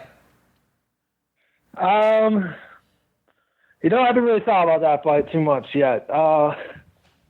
It depends, I guess. I don't know. There's a lot of factors that go in that fight, I guess. What Struve's going to show up, and if Volkov's going to be able to not pitter-patter and actually, throw a good hard punch on land. Because I think Struve's still a little suspect on the chin ever since, that overhand that he ate from Roy. Yeah, and Overeem and a bunch of other guys too. Yep. Yeah. But I don't know. Just because I guess I lost to him, I'll take Volkov. Right. Now Claudia Gadelha versus Carolina Kowalkiewicz or what's Yes, it? Something like that. I'm thinking Claudia wins this fight. But I don't know. This is a weird fight. It's an interesting fight. This one's too tough. Tim, who do you like in this fight? I was also going to go with Claudia. Yeah. Now, for no reason, just went with my gut says that's the one to pick. and you have a big gut. All right. So Ian, who do you like in this fight? Man, I think. I'm gonna go with Claudia, but this fight's tough because I mean, what's her name? Carolina. Yeah, she rocked Joanna, and she's got a lot of submission wins. So she's good on the ground, and I'm just wondering, where Claudia beats her. I think if Claudia beats her, it's going to be kind of a decision that's just kind of a ground control, but. I think she can grind that out, but she's a triplet. The other girl's a triplet, and a hot Brazilian triplet is that's the greatest night of my life. I mean, once you bang a hot Brazilian triplets, I honestly think that it's all downhill from there. Yeah, well, it's almost like I would turn it down Right, because I know it would never get better. No, you do that on your deathbed. Oh, That's yeah, that, right? And then I can die. That's right before you go gay. You're like, you know what? I have to start over. And, all right. And then Terrion, who you liking that? I'm gonna pick Carolina. I think her striking is a little bit sharper. But with that said, I mean Claudia, she's very, very good. I mean she's only lost to the champion. That's the only person she's lost to. But I don't see her out striking her. It'll be dependent on whether she can get her down consistently and not tire her out. Because I feel like that's what happened. I feel like her fighting Carolina is kind of the same fight with Joanna. Of just her being outstruck and having her try to take her down, and then it depends if she gets tired or not. So I'm picking Carolina in that fight. Okay, we got the TRT championship between Nate Marquardt and Vitor Belfort. They should let these guys do steroids for this fight. Seriously, even in between rounds, just to have them just injecting them. Vitor special Belfort. water. Honestly, when Vitor Belfort called out CM Punk, I honestly thought that CM Punk might win that fight. I mean, no, but Belfort, you talk about a guy who looks like a shell of himself. I mean, he looks like a shell of a shell. I think Marquardt wins this fight. You asked me this 5 years ago, I would say he doesn't get out of the first round. Right. But this current Vitor Belfort, I think wins this fight. Tim? Yep, I agree with that. I go with Marquardt rather than Vitor. Yeah. For reasons that you hit. I don't need to elaborate. You hit it on the head. Now, how many guys do you know that are taking roids in your division? Well, I know how many are not, just from watching some bodies change. Yeah. I mean, does that bother you? It would bother me if I was in a cage with somebody who I knew or people told was juicing, because I'm like, man, my life is at stake here. Like my brain, I'm putting my brains on the line right now. Like, if I have a bad set in comedy, I'm not going to be drooling in 20 years, okay? But you could have a fucking bad night, especially for a heavyweight, and you get punched in the face over and over, and 20 years from now, not be able to do the ABCs. Right. I mean, I hate to say that, but that seems to be kind of true. Yeah. I mean, Tim, does that bother you? No. Especially for every, I kind of, at the summit I was talking or at the retreat, I was talking to a couple of guys about that actually, and for other weights, it's okay, yeah, it leans the guys out, put some mass on them, but they still got to make their weight. Heavyweight, you got guys that used to be weighed 245, 250, and now they're cutting 10 pounds to make heavyweight. I mean, that's 20 pounds of mass and endurance muscle and functioning muscle and a lot of horsepower extra behind those punches. Yeah, no, absolutely. That's a 60-pound weight division. That's crazy. Yeah, which is smart. They're putting, really? Tim, what do you walk around at? I walk around 280. 280. Wow. Okay, so you're not going to go to 225. Yeah. No, I will not be at 225, and I don't cut water. like during my camp. So like last week I started like I eat clean. I don't get too extreme about it because I got the weight to lose, but my weight comes off pretty easy. When I weigh in on weigh-in day, it's 265. That's my real weight. I didn't cut any water. Right. Now, were you ever a police officer? Police officer? Yeah. No. Oh, okay. But I do. I got one class to finish, and then I'll get my criminal justice degree, I guess. Nice. There you go. Look, And, look you got a mustache, right? Yeah. He looks like every fucking cop that ever fucked with me in my life, but like was like cool, like busted me for weed, but then just like told me, all right, kid, stay out of trouble, and then gave me a fucking some kind of a lecture. All right. Yeah, I got a good little Farva thing going. Yeah, absolutely. Eric Silva talk against Yancy Medeiros. I want Yancy to win. He doesn't fight smart. A lot of times he gets into these wars that you're like, bro, you're grappling. Eric Silva, though, talk about a guy who failed the eye test. I mean, that dude looked like a fucking Adonis, and now he looks like me. So I hope Yancy wins, but the fight is in Brazil, and their testing seems to be a little different than than here. I don't know. You, Tim? I'm going with Yancy. Yeah, I like Yancy's a good dude. Ian? Man, see, these are all so damn tough. I like Yancy, but I absolutely agree with what you said. Like he does not fight smart. And it seems like he gets rocked in every single fight, and that's bad with Eric. But Eric Silva hasn't looked great in his last couple fights. Like a world beater in the beginning, and then just he seems like a kind of guy that if you can break him, and I feel like that's kind of with Vitor. It's like maybe their juice was where their heart came from, and so yeah, I'm gonna go again. I'm gonna go with Yancy, even though it's a toss up. I've know some fighters that what happens is they take juice during camp, and then they like weaned off of it. And then like during testing, and it's like, and mentally, it's a mind fuck. It's right. Like they're not as strong in practice going to the fights. They're not doing what they did 3 weeks earlier, a month earlier, and it seems to never really work out. But a lot of these guys in the beginning, they were taking it because they were injured, right. And they needed to recover faster, and then you could rationalize it. Well, everyone's doing it, and I got a family to work for. Right. I get it. But it's like, come on. Also, the fight I'm looking forward to the most here is Assunção versus Marlon Moraes. Yeah, it's going to be a good fight. I think Moraes, I don't know. This is a tough one. He looked great in the World Series of Fighting, but that was in the World Series of Fighting. Yeah. So I got to go with Assunção here, although, I don't know. Tim, talk to me. I could give you input on that one. Really, we haven't watched either one of them, I guess, too much. Okay. Terrion? I'm gonna go with Assunção as well too. I mean, I feel like he's faced tougher competition in the last couple of fights and he's won. And I've seen Marlon fight a couple times. The last couple of fights, they looked like gimme fights, to be honest. I mean, the guy's he's a great fighter. Don't get me wrong. And I think he can beat anybody anytime in the world. But I feel like right now at this time, I think he probably needs a couple fights in the UFC before he beats a guy like Assunção. Yep. Yeah, absolutely. I think and a couple of decisions that Moraes fought, guys that I thought he would murder, went to like decisions with, and Assunção is he's just too hard. You're not putting him away. So either he's finishing you or it's going to a decision. And I just think he's going to be tough. Or he's going to grind him out, I'm sure. And finally, on the prelims, Jamie Moyle, who's been on our there's other fights by the way, but against Pereira. Pereira is the girl who beat the girl that we used to date Lombard, Valerie Letourneau, her last fight. I think Valerie might have gave up in that fight. It was a weird fight.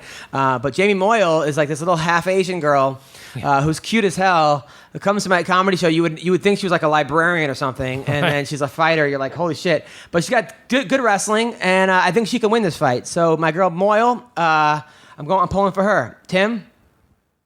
I'll stick with that too. Nice, thank you. Do you know any of these girls? No, so I'll just go with Moyle. There we go. I don't know the other girl, but I've seen Moyle fight on the Access TV many times. Oh, really? Yeah, she used to fight.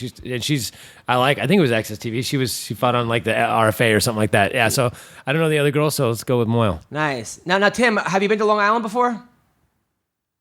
What's that? Have you been to Long Island before?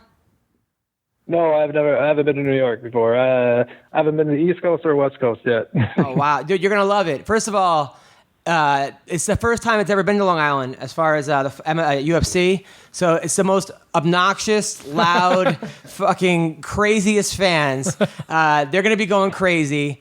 There's a lot of Jersey Shore types, but you're gonna love it. Dude, you will get laid if you win the fight. Even if you lose, you are definitely getting laid from a hot New Yorker, a hot Long Island chick. After you might even have a threesome. I'm telling you, bro. Make sure you go on Tinder after the fight because you might get too distracted or Bumble or whatever. But you're gonna have a good time. You're gonna have a great time. It's gonna be hard not to get laid. Is what I'm saying. You're gonna be fighting in the same place where the Islanders played. So Perfect. the Nassau Coliseum. I've been there millions of times. But you're gonna have fun, man. I'm so excited for you, Tim, and thank you for coming on the podcast. Anything you want to plug or anything? Nope, nothing to come to mind right here. Got my gym mates here, the Academy of Combat Arts in Fargo. Got a strength and conditioning coach, Eric Sweeney, Powered by Design Fitness at Metroflex Gym in Fargo. Been working with them a lot the last 8 months, a year, and so just kind of plugging the local stuff here. Venture Chiropractic, keeping us ready with a lot of us fighters. They do a lot of work with us fighters, and definitely the best place to go up here. Nice. All right. And then what's the strip club you work at? So it's the only one in Fargo. Okay, all right. So fans, if you're in Fargo, you want to meet Tim Johnson, go to the strip club and then point him out. Be like that guy, and also bring your toughest friend to challenge him to a fight. Tim's gonna. No, I'm kidding. Fargo is called A Cups. It's called A Cups. Yes. Well, Tim, thanks so much, man, and I'll talk to you soon. All right, thank you. Take care. All right, that was Tim Johnson. Fucking nice guy, man. Fucking down to earth. Fucking just a fucking bad motherfucker right there. Isn't it funny? It's always the nicest, goofiest guys that are the toughest guys. Yeah. It's never the tough guys. It's never Shallow, whatever the fuck his name is. The guy who's challenging. Oh god. Yeah. Cody No Love to a fight. I mean, it's Tim Johnson. That's the guy. I mean, that dude is like. I mean, drives around picking up IEDs in like Iraq or Afghanistan, wherever he was, and then now he's yeah. I mean, that's probably like the job I would tell him to not to do. Go around picking up devices that could just explode at any time. Like Jesus Christ, man! And now he's fighting in a cage. I mean, right? I think when you have that kind of a job, like what other jobs are really going to scare you? Uber. He's gonna pick up a bunch of people. I think Chael Sonnen said it best when he was fighting Brian Stan, because Chael Sonnen is known for talking shit to people, and people were like, "Oh, you're being so respectful to Brian Stan," and they said, "No, you're not talking shit." He's like, "This guy stood in front of tanks and shot at him. Like, what am I gonna do to intimidate this guy?" Yeah. You know what I mean? Like, No, exactly. That's how I feel like these fighters from Dagestan. Like fucking Khabib. Like when Khabib fights a bear. Right. I mean, they have a video of him wrestling a bear as a kid, which in the U.S. they would call child services. In 3 seconds, they would take the bear, they would take the kid there, and it was like not even one video. It was like multiple videos. Yeah, it was like the rematch. And the fucking, it was like the grudge match. It was crazy. By the way, I got a shout out to I'm a boxing fan. I used to be a pretty big boxing fan. Now but I always read the Ring magazine and shit. But now I'm much more of an MMA fan. But I gotta say, there was a great fight this weekend. You watched that, Spence? Yeah, man, that was a good fight. That was a really good fight. Errol's putting it on him in the first couple of rounds. Last couple of rounds. What's that guy's name? The guy from England? Kell Brook. Kell Brook, yeah. Yeah, I gotta say for Kell Brook, I'm a huge fan, but your manager may want to like chill with who they're putting you up against. I mean, you go from Triple G to Olympian 25-0 Errol Spence, and you might want to have a tune-up fight after Triple G to get your confidence back. And I mean, they really put him to the wolves with that. It's kind of hard though in boxing though, because they spend so much time. In the first earlier couple of fights, it's a known tactic in boxing that you get you fight taxi drivers. To build your record, and then you get to like 15-0, 16-0, and then you start fighting champions. And then he gets to the point where he fights Triple G. He's like 24-0, 21 knockouts. You lose to Triple G, no shame in that, obviously. But then who else are you gonna fight? Who else? What other guy's gonna step up? And as far as a tune-up fight goes, like your next couple of fights after that, you're gonna be fighting guys like Errol Spence. So I feel like it's kind of hard when you get to that point where. Well, especially if you do remotely well. Yeah. It's like no one else. Like He did well against Triple G. I mean, he did a lot better. People to this day, are saying that's Triple G's. He looked at his worst, but I don't think it was. No, the other guy who just last fought him, I think almost beat him. The black guy. Right, yeah. So it's like his last two performances, but I think it was more. I don't think it was more so Triple G not looking as good. I think it's a testament to his opponents that have done well. I think Kell Brook did well, before the stoppage. By the way, I hate when I'm watching an MMA fight or a boxing fight, and it's like a white guy versus a black guy. And they put a black guy has like blue and white shorts, and the white guy has like red and white shorts, and they put him on the screen like Sanders, red and white shorts, and then you gotta like look. Just tell me, put black guy Sanders, white or Johnson, white guy Smith. Like now I gotta look at their shorts, and a lot of times it's like teal and like colors that I don't even know. Like fucking like. That was the thing we were talking about before the podcast. How it's like people were like oversensitive about things. Where now I feel like with certain shows like everyone wants to do diversity and like I feel like with certain shows like that I've been watching as of late. I don't want to name them or anything like that, but I feel like they insert certain characters or they make certain characters have to be this or be that, where it's just like, why didn't you just put in? It's always like that. It's like when I used to do those college conferences, the NACAs, and they would like they'd be like 8,000 white comics, male comics, like 4,000 female white comics, like 2,000 black comics, and then like there'd be like one Asian lesbian girl, and every year they don't just pick the 10 funniest people. They have to pick one white guy, one black guy. So every year it's the same Asian lesbian girl because she's the only one in that bracket, or one of three, and she works every year 100 colleges, and it's like no, like it's the same thing when I put a flyer out for the Dime Bar, and like. Some shows, they'll be like, if there's no women on it, I'll get it. Think, how come no females?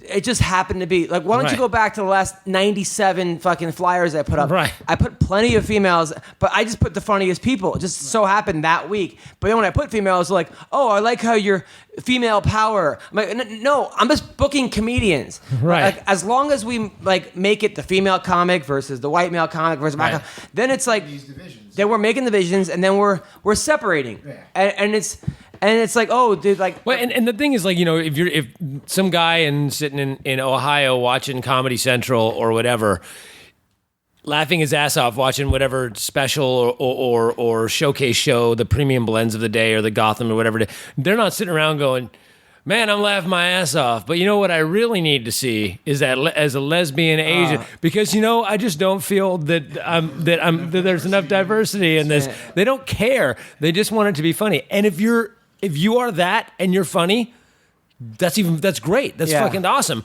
But yeah, when you're not picking the funniest people and I get, like, I'm sure that when you're something that's so white and male dominated, sure, you need to go look. Sometimes they didn't in the past. They didn't go and look for other people. Okay, fine, go look at other people. But if they're not fucking good, don't put them on there just because. It's only like in art forms that are subjective. People do this. They don't go. Oh, the Lakers. We need a white guy, a black guy, an Asian guy. Like they would be the worst basketball team in fucking sports. Right. They did it diverse. They just put the 5 best basketball players playing the Lakers, or the 10 best basketball players. Right. They don't put like sports don't do that. Yeah, it's weird. It's a really weird time right now because it's like everybody wants to be equal, but then a lot of times they want breaks because of what they are, and it's like no. If you want to be equal, you're being judged by the content of your character versus the color of your skin, or versus the sex or whatever. Let's just put the funniest people. And but I've been on the other side where I've pitched shows and I've sold TV shows, and the network was like, we have to make sure it's diverse. And I'm like, hey.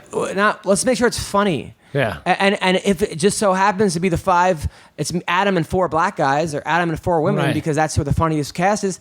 Great. Right. People are laughing. I don't give a fuck. I don't give a fuck if they're laughing at a fucking turtle up there, if that's the funniest fucking person. I get it, though, too. It might be hard for the networks, too, because they don't want to, obviously they're probably getting the backlash, let's say from, the black community or the gay community or whatever. Like, oh, you don't have, so-and-so on there. So it's a business for them. They got to do whatever is going to, help their brand or help sell their show. But as far as the people, man, I feel like, society today, people are just so oversensitive. Well, but it's also just not true. Like, I mean, the bottom line is, it is. There's definitely, obviously, I'm not going to be this white mansplain everything or whatever you call it, or white splain everything. But the bottom line is, if you're really fucking good and popular, that's all that matters. Denzel Washington is one of the best actors of all time, and he's fucking awesome. And you make a Denzel Washington movie, people are going to go see it. So it's like when people are freaking out about, Scarlett Johansson because she wasn't Asian, playing a cartoon or a comic book character of a cyborg that isn't even human in the first place, in the Ghost in the Shell. Everyone's freaking out. Oh, she's not Asian. She's not Asian. Well, they just put $80 million into a movie, and they need to get that money back. What Japanese actress can you put in the lead that is going to make $80 million back? They have to make their money back. Over, like they had some women's only Wonder Woman screening, and guys were pissed.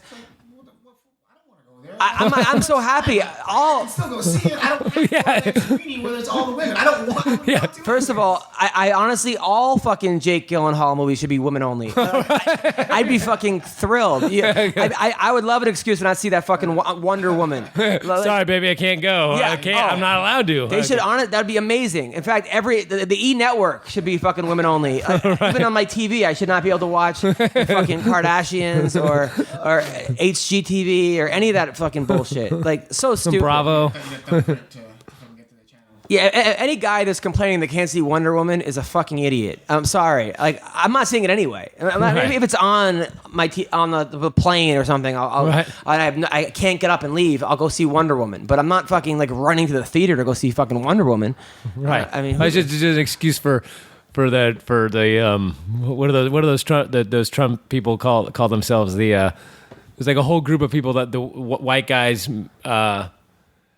men's rights, the whole men's rights guys, like, man, because men have had, white men in this country, white Christian men in this country have been held down far too long. No, it's like, no, I understand I was talking about the other, I went to get a gig, and I got a letter back from an agency saying, for a staffing gig, sorry, like what would it say? Like the white male hiring a white male writer right now is not going to happen. Is not going to happen. The workplace for white males is non-existent right now, and I'm like, fuck, man, replace that with like black male or female, and then post it. Speaking of black male, but the problem is that I can't even complain about that though, because if I post that on my Facebook, people will be like, well, somehow, oh, sorry, poor white male. Exactly what you said, and then I'm gonna get fucking shit for it, and it's not gonna help me at all. Right. So whatever, I don't give a fuck. But there is a little bit of a backlash, but at the same time, I'm not out protesting it. You got. I don't have enough time. Who has fucking time? But it's funny too though, because like they always throw it back at you. Like I'm an eighth Crow Indian. So I'm always like, I should just start calling myself a Native American comedian. You should. And I actually said that at one point, and someone said, yes, but do you do Native American jokes? Like, well, get the fuck out of here. You can't. So I have to be like, hey guys, and I actually got into this fight with somebody like funny, like I'm uber liberal, but somebody who was like the regressive liberal type. I got into some Facebook fight, and this first off, I'm the least racist person you're ever gonna fucking meet. But I used the word retard. Yeah. And went nuts about the word retard, and you're using that as a like a pejorative. You're using it to. I'm like, yeah, I know. That's what it's for. But I'm like, I'm not. She go, well, I work with with handicapped kids, and it's wrong. I'm not calling a handicapped kid retarded. I'm calling the president of the United States retarded. Yes, I'm using it as a pejorative. I'm using it to insult that guy. But if you use it to insult mentally handicapped people, you're a fucking asshole. Well, right. No one's doing that. I know. Who's going, hey, look at this retard. No one does that. And then she said, I'm just so sick and tired of your racism. And I went, racism? I go, I'm not. And then I said, well, I don't even, I go race. I go, I don't, she goes, oh, as a white man, blah, blah, blah, blah, blah. I go, oh, I don't identify as white. What? I go, I don't identify as white. I'm Indian. I'm Native American. I'm sorry. I identify as mixed race. It's like, I mean, it's really? Yeah, I don't identify as, I'm mixed race. No, it really has gotten like out of control. But even to the point where like, I did a joke about like, The first openly gay football player got kicked off the Cowboys. I guess, he was in the locker room, Michael Sam, and he kept looking at Tony Romo's vagina, right? and people were like, oh, you're insinuating having a vagina is a bad thing or something. And I'm like, Jesus, like people dude. are, it's like if you say a guy has a vagina, then you're putting down the vagina. And I'm like, or this thing is calling somebody a pussy. Yeah. Is now bad because you're insinuating that having a pussy is bad. And I'm like, and I got this argument with somebody. I said, well, it's not that it's bad, but for a man wants to be a manly man wants to be a man. Yeah. He doesn't want. So yeah, like if I go, you're a little girl, or you throw. Oh, that was what somebody said something about you throw like a girl.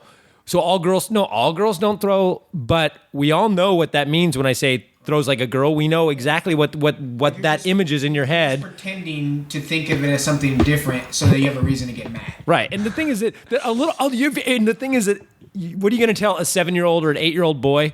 It's really not nice to say that this boy, not because you're making fun of this little boy, but because little girls might think it's wrong it's like little boys are going to make fun of other little boys by calling them girls. You're a girl. That's funny. That's a put down to a little boy. It's so ridiculous, but it's funny though, because like, especially as a white comic, if I said that, right? If I said throw like a girl, you'd have a lot of angry female lesbians, or not lesbian, like feminists coming at you and saying that's not right. And I understand their point, okay? But it's a joke, and it's not that serious. And I'm not really looking into the deep subtext of this. Right. It's just a joke, okay? But if a black comic says it, they don't necessarily go after the black comic because then they're racist. Right. So it's this whole thing of like, you could attack the white male for saying something sexist, but you can't attack the black male because then they'll be like, oh, you're just saying, oh, then you could say, oh, really? Well, I'm black and fucking, slavery existed and oppress me. You're trying to oppress me and we've been, blah blah blah. If I was white, you wouldn't say that. Right, exactly. And so. No, but you know what really happened is the person that regressive liberal type person would say, well, they're black and it's part of their culture to be more right. We need to be culturally sensitive because black people are just more sexist just because, and that's not a racist thing. It's just their culture. I hate that shit so much. The one thing I hate one of the most is when other people try to get offended for me when I'm not offended. Right. Oh, it's the worst. It's the worst. And they're like, no, but you should but I'm not. I'm not offended. Like I know this person. He didn't say anything. He's not. I know he's not a racist person. It's a joke. Well, I hate it when I'm not mad. So why are you so angry? Like I don't understand. I hate it when people get angry too, or they misunderstand the joke. Like I put something on Facebook, and it wasn't like the person didn't get crazy, but I knew it was going to happen, even though it has nothing to do with transgendered people. But I put a joke about what's going to happen first. Is Mike Pence going to get caught in a truck stop soliciting gay sex? Right. Is Donald Trump going to get caught in a truck stop masturbating to a picture of himself? Or is a Republican going to beat up Ann Coulter or Kellyanne Conway for using the wrong bathroom? Right. Making a joke that they both look like men. And so it was like, hey man, another Kellyanne Conway looks like a transsexual.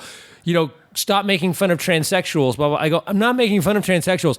First off, I'm making fun of Republicans for being obsessed about who uses what bathroom. That's what the joke really is. Second of all, I'm not saying they look like transsexuals. I'm saying they look like men. Yeah. So that has nothing to do with transsexuals. Like, why are the transsexuals upset that Kellyanne Conway looks like a man and that a Republican might beat her up for using the wrong bathroom? That's a pro-transsexual As a joke. comic, I can tell you firsthand that the people that you expect to get offended are never usually offended. And like, for example, if I make a racial joke and people look, oh, the black people, it's the white people getting offended for the black people. Right. White people are laughing. The gay people are laughing. The women are laughing. The lesbians are laughing because they're being treated like equals, okay? Right. That's why they're laughing. They were like actually went to a comedy club to hear funny shit. Right. At a comedy club. Don't go to a comedy club and then start picking and choosing the shit that you want to hear. Like, you should know the rules of the comedy club before you go. If you don't want to hear the shit, like if you know you're coming to see Ian Harris and you're atheist and you're hardcore religious, and you're gonna fucking get mad when what he says,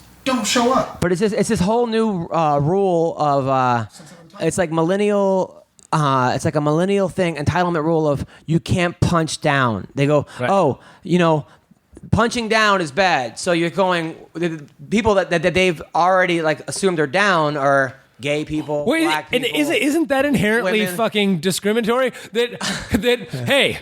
Quit punching to these people that are less than you, like black people. Yeah. Black people are less than you, so therefore don't punch down at lowly black people. That's 100%. racist. Who the fuck says these people are down? You did. I mean, you just call you telling me that fucking Kevin Hart is doing worse than me because he's fucking black? Like, look, I can't make fun of Kevin Hart. The guy's a fucking. I would love to have a tenth of his career, a millionth of his career. He's down because of his skin color. Who's really. Like, I don't know anybody. I mean, there are a few people out there, but if I make a joke that mentions race or mentions somebody who's transgender or mentions a woman, that doesn't necessarily mean that I'm making fun of them. A racial joke is not a racist joke necessarily. Right. A joke about a woman is not necessarily a joke about women and women being, and even if I do joke about women, it doesn't mean I'm saying that women are less than anyone else just because I'm doing a joke about it. So it's not even necessarily punching. We should do a sketch called the Social Justice Warrior Comedy Club, where like it's all SJWs on stage, and like every joke is about like mansplaining or like or like just that would be like the audience is all a 20-minute setup so you can try to like you tell a joke, or before you tell a joke, listen, I'm going to tell a joke. What I mean by this. Yeah. I know. Don't worry, the joke is not about black people, Asian people. Like they preface everything. You know who the worst is, though, for me anyway, also because of what I do. But you know who the worst is right now? The fucking Trump supporters. The ones who love to throw the word snowflake around. Yeah. I made a word for them. I call them broflakes. But those every time. Recently, like in the last 6 months, I've had somebody yell at me or walk out on my show. It's always after a Trump. It used to be after religion jokes. Now it's after a Trump joke. And I'm not even doing like crazy hardcore Trump jokes. But I had a guy recently who just got, he was belligerent and drunk, but he was like, he said something about, I said something about, you know, Trump and then something about science. And it was the dumbest heckle ever. He goes, and we really, by the way, I was working with Ty Barnett. We do this show where at the end we do this little Q&A. It's fun. And so the guy goes, "Why do you like science?" Oh my God. And I go, "What?" And he goes, "Why do you like science?" And I go, there'll be a Q&A after. You can just hold your questions till the Q&A after. Yeah. And then he goes, "So you won't answer the question because you're a pussy?" And I go, "Yes, sir, I'm a pussy. If you'd like to, we could after the Q&A, we can go outside and we can find out who's a pussy." I go, "Or you can come up on stage right now and give these people a show. And if you want to see if I'm pussy," and I go, "But if you really want to know why I like science, because science," and I gave him like a clinical definition. Science is the best way we know to understand the universe. Blah blah blah. And then he said something like, and then I was like, went on about my, and he said some other shit, and I'm like, Are you really just upset that I made a joke about Trump? I'm like, aren't you the fucking? I go, do you need a safe space, dude? Like, aren't you the ones that rip on the political correctness, that say that political correctness is bullshit and snowflakes and I mentioned Trump and you're fucking aggro and crazy about it and calling me a pussy. It's just like, what the fuck, man? It's unbelievable. I mean, I didn't vote for Trump, and I wouldn't vote for Trump, but. I don't like Trump. I don't necessarily like Trump. Although if he does something good, I will be like, "Well, that's actually great what he did." Right, for sure. If he brought jobs back, when he bombed Serbia after that whole thing, like that's actually okay. All right, but I'm not one of these people that hates everything about him, and no matter what he does, it's like, oh well, he's blah blah blah blah. At the same time, like there are people on Facebook that like get very emotional on Facebook. Like I have comedian friends, like when Obamacare got repealed, which is not even repealed yet because it hasn't passed the Senate. There was a girl I know who's like, Obamacare is repealed. I've been drinking and crying all night long. And I'm like, okay, I don't want to vote for Trump again, but if this was going to happen, I may have to. Because like, you're making it very hard to not like this guy. Like, I mean, really? Like, first of all, I know you. Like, your parents support you. I know you personally. I don't think you're not on Obamacare. I don't think you've ever even had a 9-to-5 job. Like, the fuck are you talking about? You want an excuse to drink, and then you have to let everyone to know on Facebook that you're drinking, so that they could support you and like this bullshit. And why are you telling people if I'm drunk crying, I'm not going on Facebook and saying I'm drunk crying. You need attention, and that's what you want is attention. And he has brought out a lot of those people where like, and I can't stand, these anarchists that like go and are, like the Antifa, like those right. people. They're not making liberals look good at all. And No. also booing Ann Coulter at colleges or not letting her speak. I don't like Ann Coulter. I think she makes 1 out of every 100 points. I'm like, okay, that's not a bad point, but the 99 is like, Yeah, like fucking batshit crazy. Yeah, batshit crazy. But let her speak. Or Yeah, leave, absolutely. Or leave. You don't have to say it. You don't have to like. Well, here's the thing. I mean, but the thing is that I think I'm fine with. I'm actually fine with if you don't like someone at your college. I'm fine with you protesting. Don't burn shit. Don't blow shit. If you want to stand outside and protest, that's your choice. That's cool. yeah. What I hate is that they did it with Bill Maher, which is funny because he's a fucking liberal, and the liberals stopped him because he said something negative about Islam. And then what's her name? I always forget how to pronounce her name, but her last name is Ali something. But she was an ex-Muslim, who's now a big speaker, and she. But didn't she like? She said something negative about Islam, even though she's an ex-Muslim. Yeah. And they rescinded her invitation to give like a speech at a college. That's the thing that's the insane thing with Milo Yiannopoulos. I think he's a fucking cunt. But you know what though? Don't take his shit away from, or don't let him not speak. Let him speak. And then if you want to protest or whatever, that's fine, peacefully. But let the guy And there's talk. also something to be said about knowing that opinion is out there. Right, and hearing it so you at least know what he says and let other people know look, this guy's an idiot. If a guy's a fucking Nazi, okay, I don't want, obviously, Nazis around in this world. I hope that they all go away. I'm Right. Jewish. But I would like to know that these people feel that way about me. Yeah, what you're up against. What you're So up you start against. fucking yelling at And me. other people should hear it. Yeah, exactly. Yeah, but you want to know what you're up against as well too. You start yelling out shit because of what you think, and then he's like, "Well, no, actually, that's not my side on that or my perspective on that." So you just ran your mouth. For no Right. reason. So. But I would like to know who hates me as well, though. I would rather than have an underling of fucking people communicating amongst themselves, and then all of a sudden this fucking uprising comes of Nazis and fucking Klansmen with hoods on. Right. I'd rather have the Klan know who this fucking guy is. Right. Rather than the guy Right, with the meeting at the fucking with the hoods. And I'm sick and tired of my left friends talking about punching Nazis. I don't know if you've heard that's a big thing now, where everyone's like, it's okay to punch Nazis, and it kills me because I'm like, okay, so I get it. They're assholes. Now, and you disagree with them. I disagree with them. And as long as they're not inciting a riot or actually doing stuff, if it's the KKK and they're talking about doing something, that's one thing. If they're going out and burning the cross and dragging somebody from behind the truck or whatever, do whatever the fuck you need to do to stop that from happening. If they're just on the street corner talking, the white man is the greatest man or whatever, that's no different than me going, Bernie Sanders, bro, down with Trump, or and so if I'm out there going, hey man, your religion is bullshit, and you're a Christian, so should you be able to just walk up and fucking punch me in the face? It's crazy. The radical left, it actually, it's giving people like Tucker Carlson, because every night I watch Tucker, I watch Bill Maher. I like to get all the different perspectives. But you get these people that are radical left on college campuses, and that's who Tucker is interviewing and making look dumb, right? And making look ignorant, and then people are going, "Oh shit, fucking that's." Well, I don't want to vote for that. Those people are insane, Right. But that's the same thing as like. But they're really smart at that because that's what because what's your name's not doing that. The chick Rachel Maddow isn't interviewing radical right wingers. Right.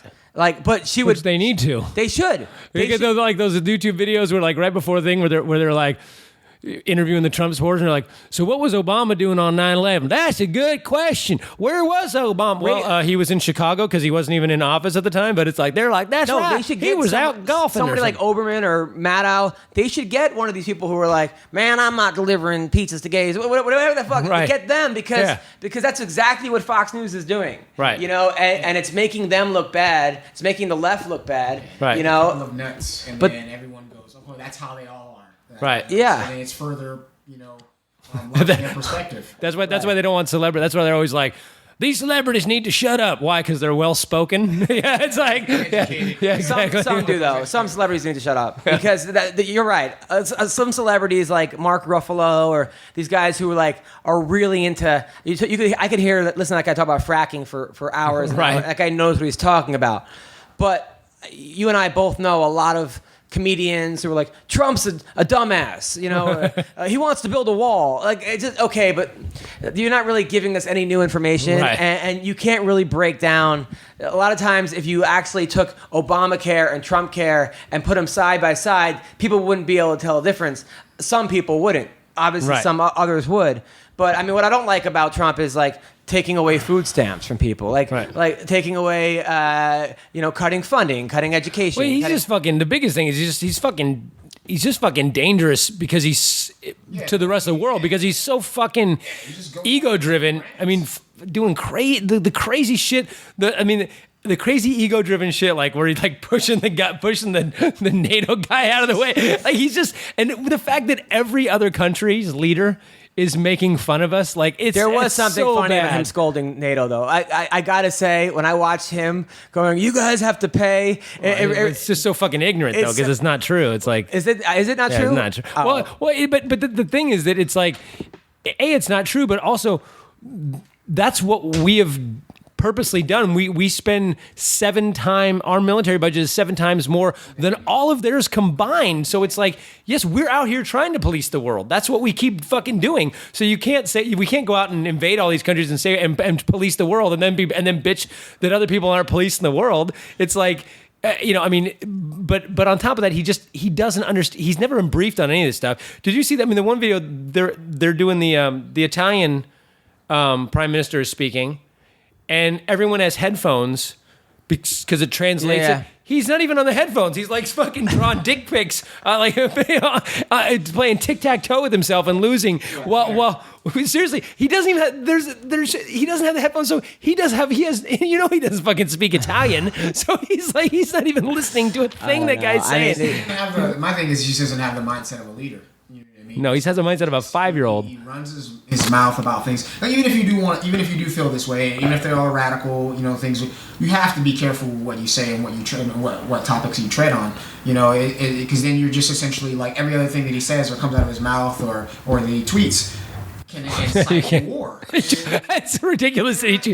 We've got the greatest nuclear subs right outside. Last week he tweeted like, "My approval rating is up to 48%, right? Which is still an F, Right. It's not. It's at 37% on top of that. It's but like 48% is still an F. Right, Like, it's I've still never horrible. bragged about getting 48 or about getting an F, unless it was fellatio. Exactly right. And then, like when he lied about how many people were at his inauguration, it's like no.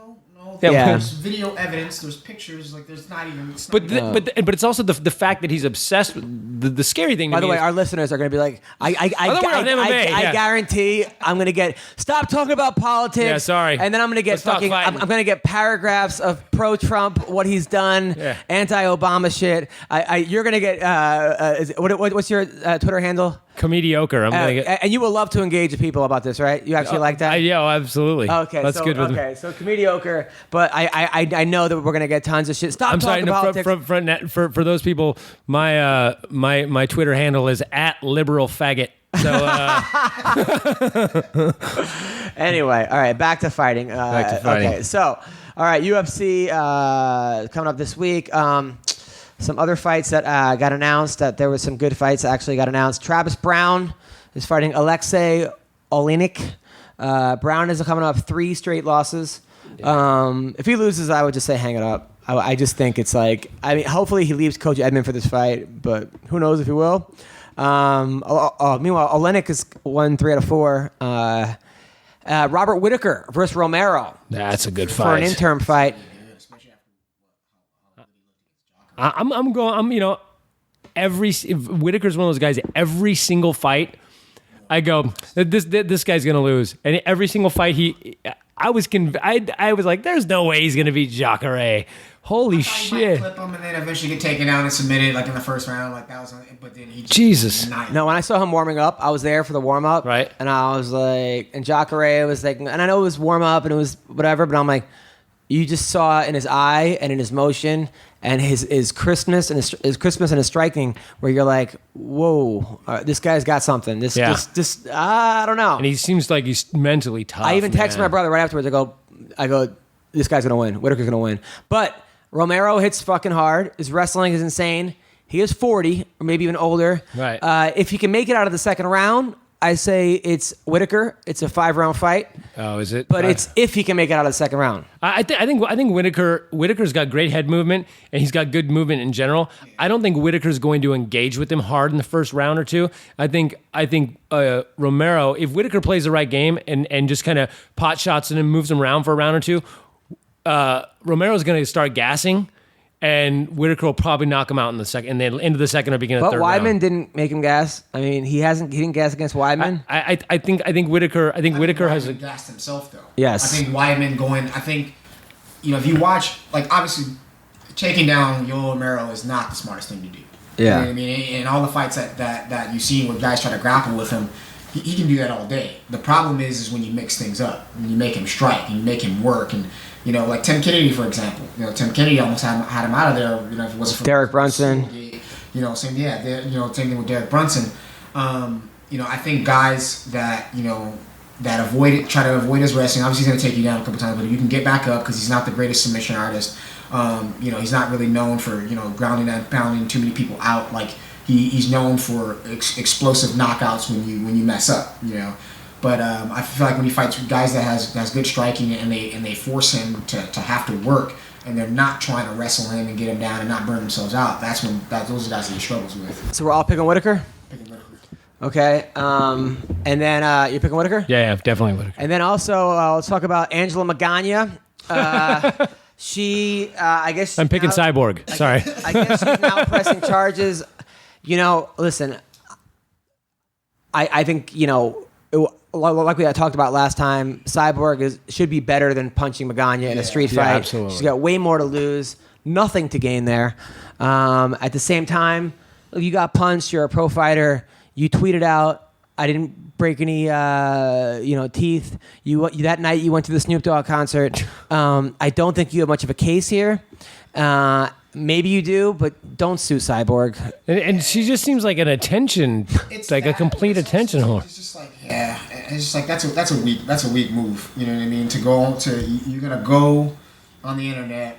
One of the main things that we hate as a fighter is people talking shit behind their keyboard. You know what I mean? And then you face that person in real life. And then, I could see, it would have been different if, she was out, at a nightclub, or she was out, and Cyborg came up to her and just decked her. Yeah.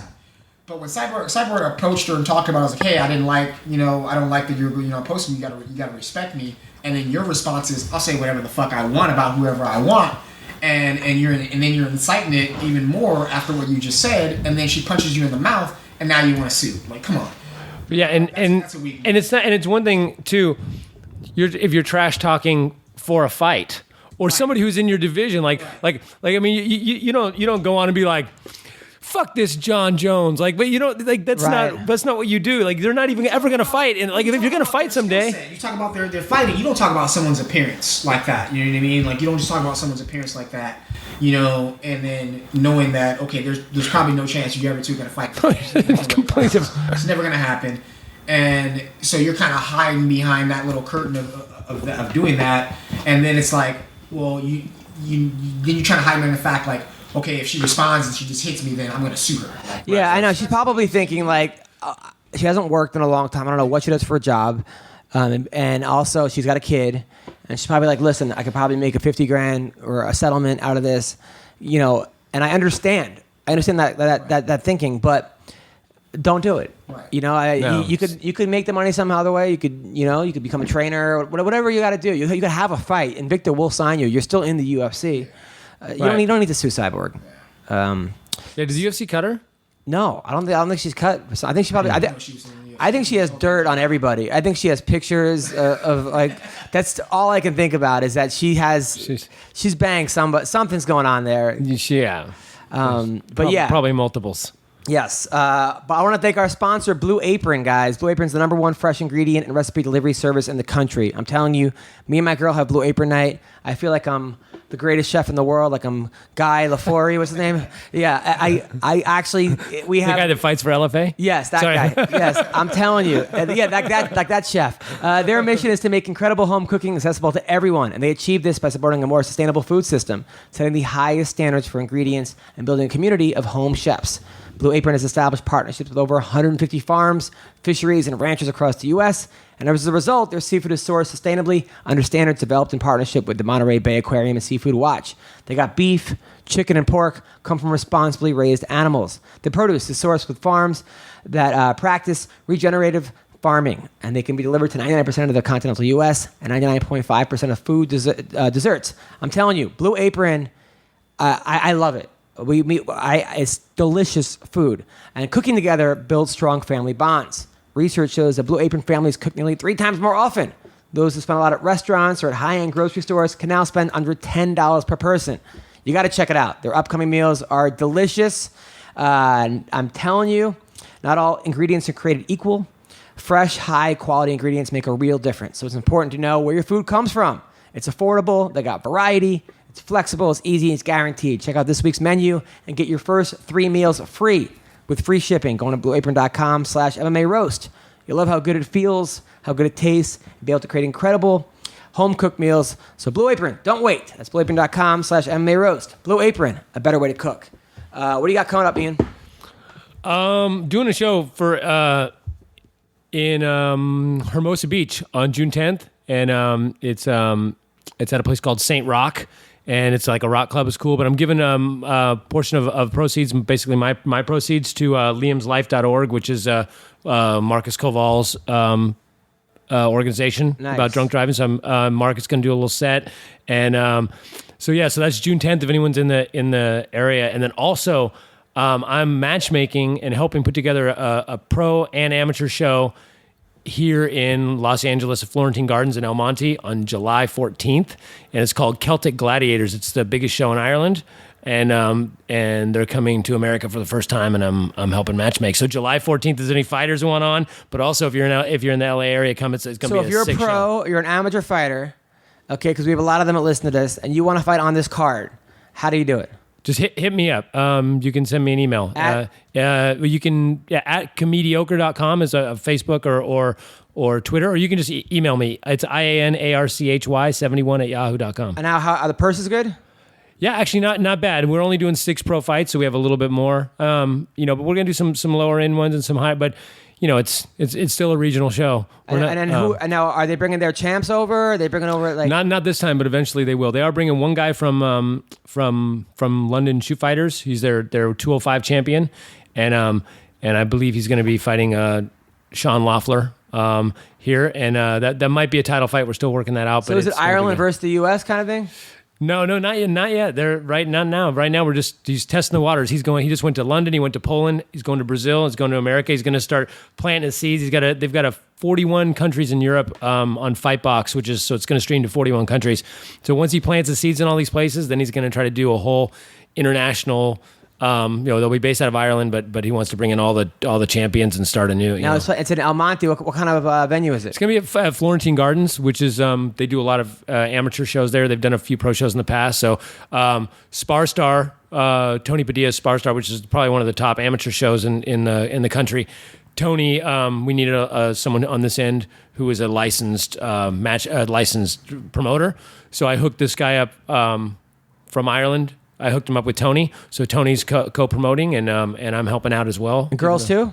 Yep, we've got at least right now. I've got one female fight on. I'm trying to make a second, but I have been having a hard time. How much does she weigh? I've got a girl that's a pro that'll fight at 35 or 45. She'll fight at either one. What's and then her I've record? got 4-2. So it's a girl 4-2.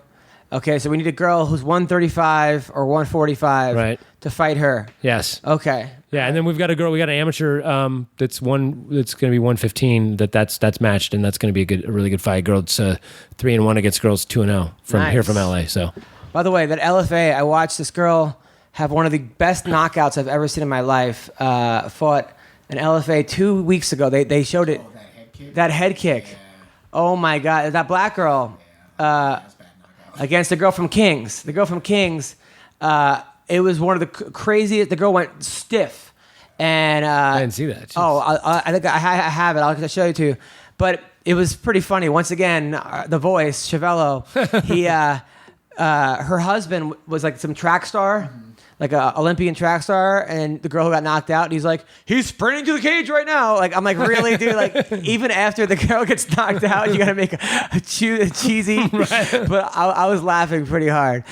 Terry, what do you got? Actually, I don't have anything coming up right now. Just training right now. Just had my fight about 4 weeks ago. But looking to get back into the cage sometime in July, August. UFC Anaheim. So if I'm a promoter, how do I get in contact with you?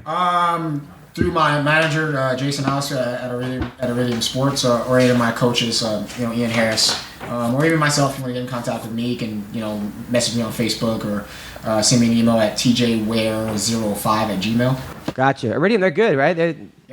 We have a lot of people. Jason's awesome. They got a lot of people. It's just a matter of finding that opening. They used to sponsor my wrestling team. Oh, really? My middle school wrestling team. I think because they had somebody who was with them. I think it was they had Useless Gomez. I think. Oh, yeah. He was with them, and I was like, hey, he's like, I'll sponsor your team. Then I think Iridium sponsored our team because I think he got them to do it. Nice. Which is really nice. Yeah, they're really good guys. So yeah, UFC Anaheim, you guys. 135. Okay, so everybody, hit up Or Sean anybody Shelby. drops out. Hit up Sean Shelby. Say you want to see Terrion Ware on UFC Anaheim at 135. Don't go to 45 yet, okay? No. Let's go Only to- if we have to. Only if we have to. Yes. No, wait. Didn't you start a GoFundMe for somebody? Was that you? That wasn't me. Oh. It was for his opponent. That was the other black that guy. No, wait. What's that? No, I think you're talking about Jared did it against. I think Jared. Oh, yeah, Jared, his opponent. My opponent. Oh, your opponent did against that. somebody else. Yeah. He wanted to fight that dude. He wanted to fight Willie Gates. Yeah, Willie Gates, and he was doing like a GoFundMe for his opponent. That was pretty funny. I was laughing pretty hard. He should focus on fighting and not GoFundMe. So, all right. So, anyway, this week I'm in El Paso, Texas. This Thursday, Friday, Saturday, and Sunday at the Comic Strip. Hit me up. I'll get you comps. Then I'm going to Jordan, I think, for the military.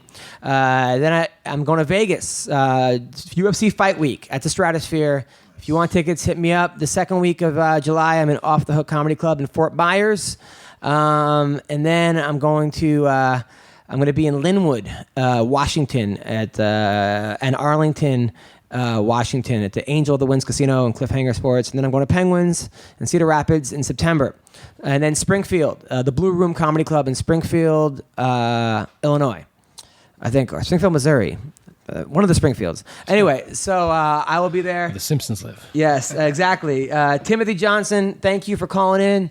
Terrion, is it Terrion? Am I saying it right? Terrion, yeah, that's right. Terrion. Okay. I always think of Terrion Ware, Flash Ware. Thank you for coming on the show. 3-fight winning streak. Dude, four fight winning. I keep taking it. 4 winning streak. Yes. Ian, big Trump supporter. Yep, big time. Comedian, writer, producer, editor, trainer, atheist. Yeah, and if Netflix is listening, buy my damn special that I'm trying to get out. It's Yes. finished, and I'm waiting 5 months now for someone to buy this damn thing. Okay. And it's What about- fucking good. with It's the called Amazon Extraordinary. Prime? I can do all the VOD sites for sure, but I'm hoping HBO or Netflix picks it up. They're just both really busy right now. The CISO? CISO's got a deal, I believe, with Comedy Dynamics, so I'd have to go to Comedy Dynamics, which I'm also talking to. It'll get out there, but it's been finished since the beginning of the year, and I think it's the best thing I've ever done. So I know it's going to get out there. Good. So, yeah. I like it. Well, you're funny as hell. You can see it. Is there a website people can watch your comedy at? Yeah, well, my website is ianharriscomedian.com. IanHarrisComedian.com. Watch it. Send them all Trump fans. Send them all your hate mail. Yes. I actually enjoy your Facebook posts because you engage with people back and forth. It's It's always the same 3 people that are like, "Shut up, faggot!" Like it's Yeah. always the same. I love it. But you don't block them. You actually No. It's whenever I'm on like a plane, it's you, Ty Rivera. Oh, God. Because Ty Rivera is like this like gay Trump supporter. Right, which is so. He just whatever people want to do, he does the opposite. He's He's like a troll. Yeah, kind of. He's a very funny troll, and then a couple other people too. Very funny. Anyway, thank you guys so much. Take care. Bye. Appreciate it.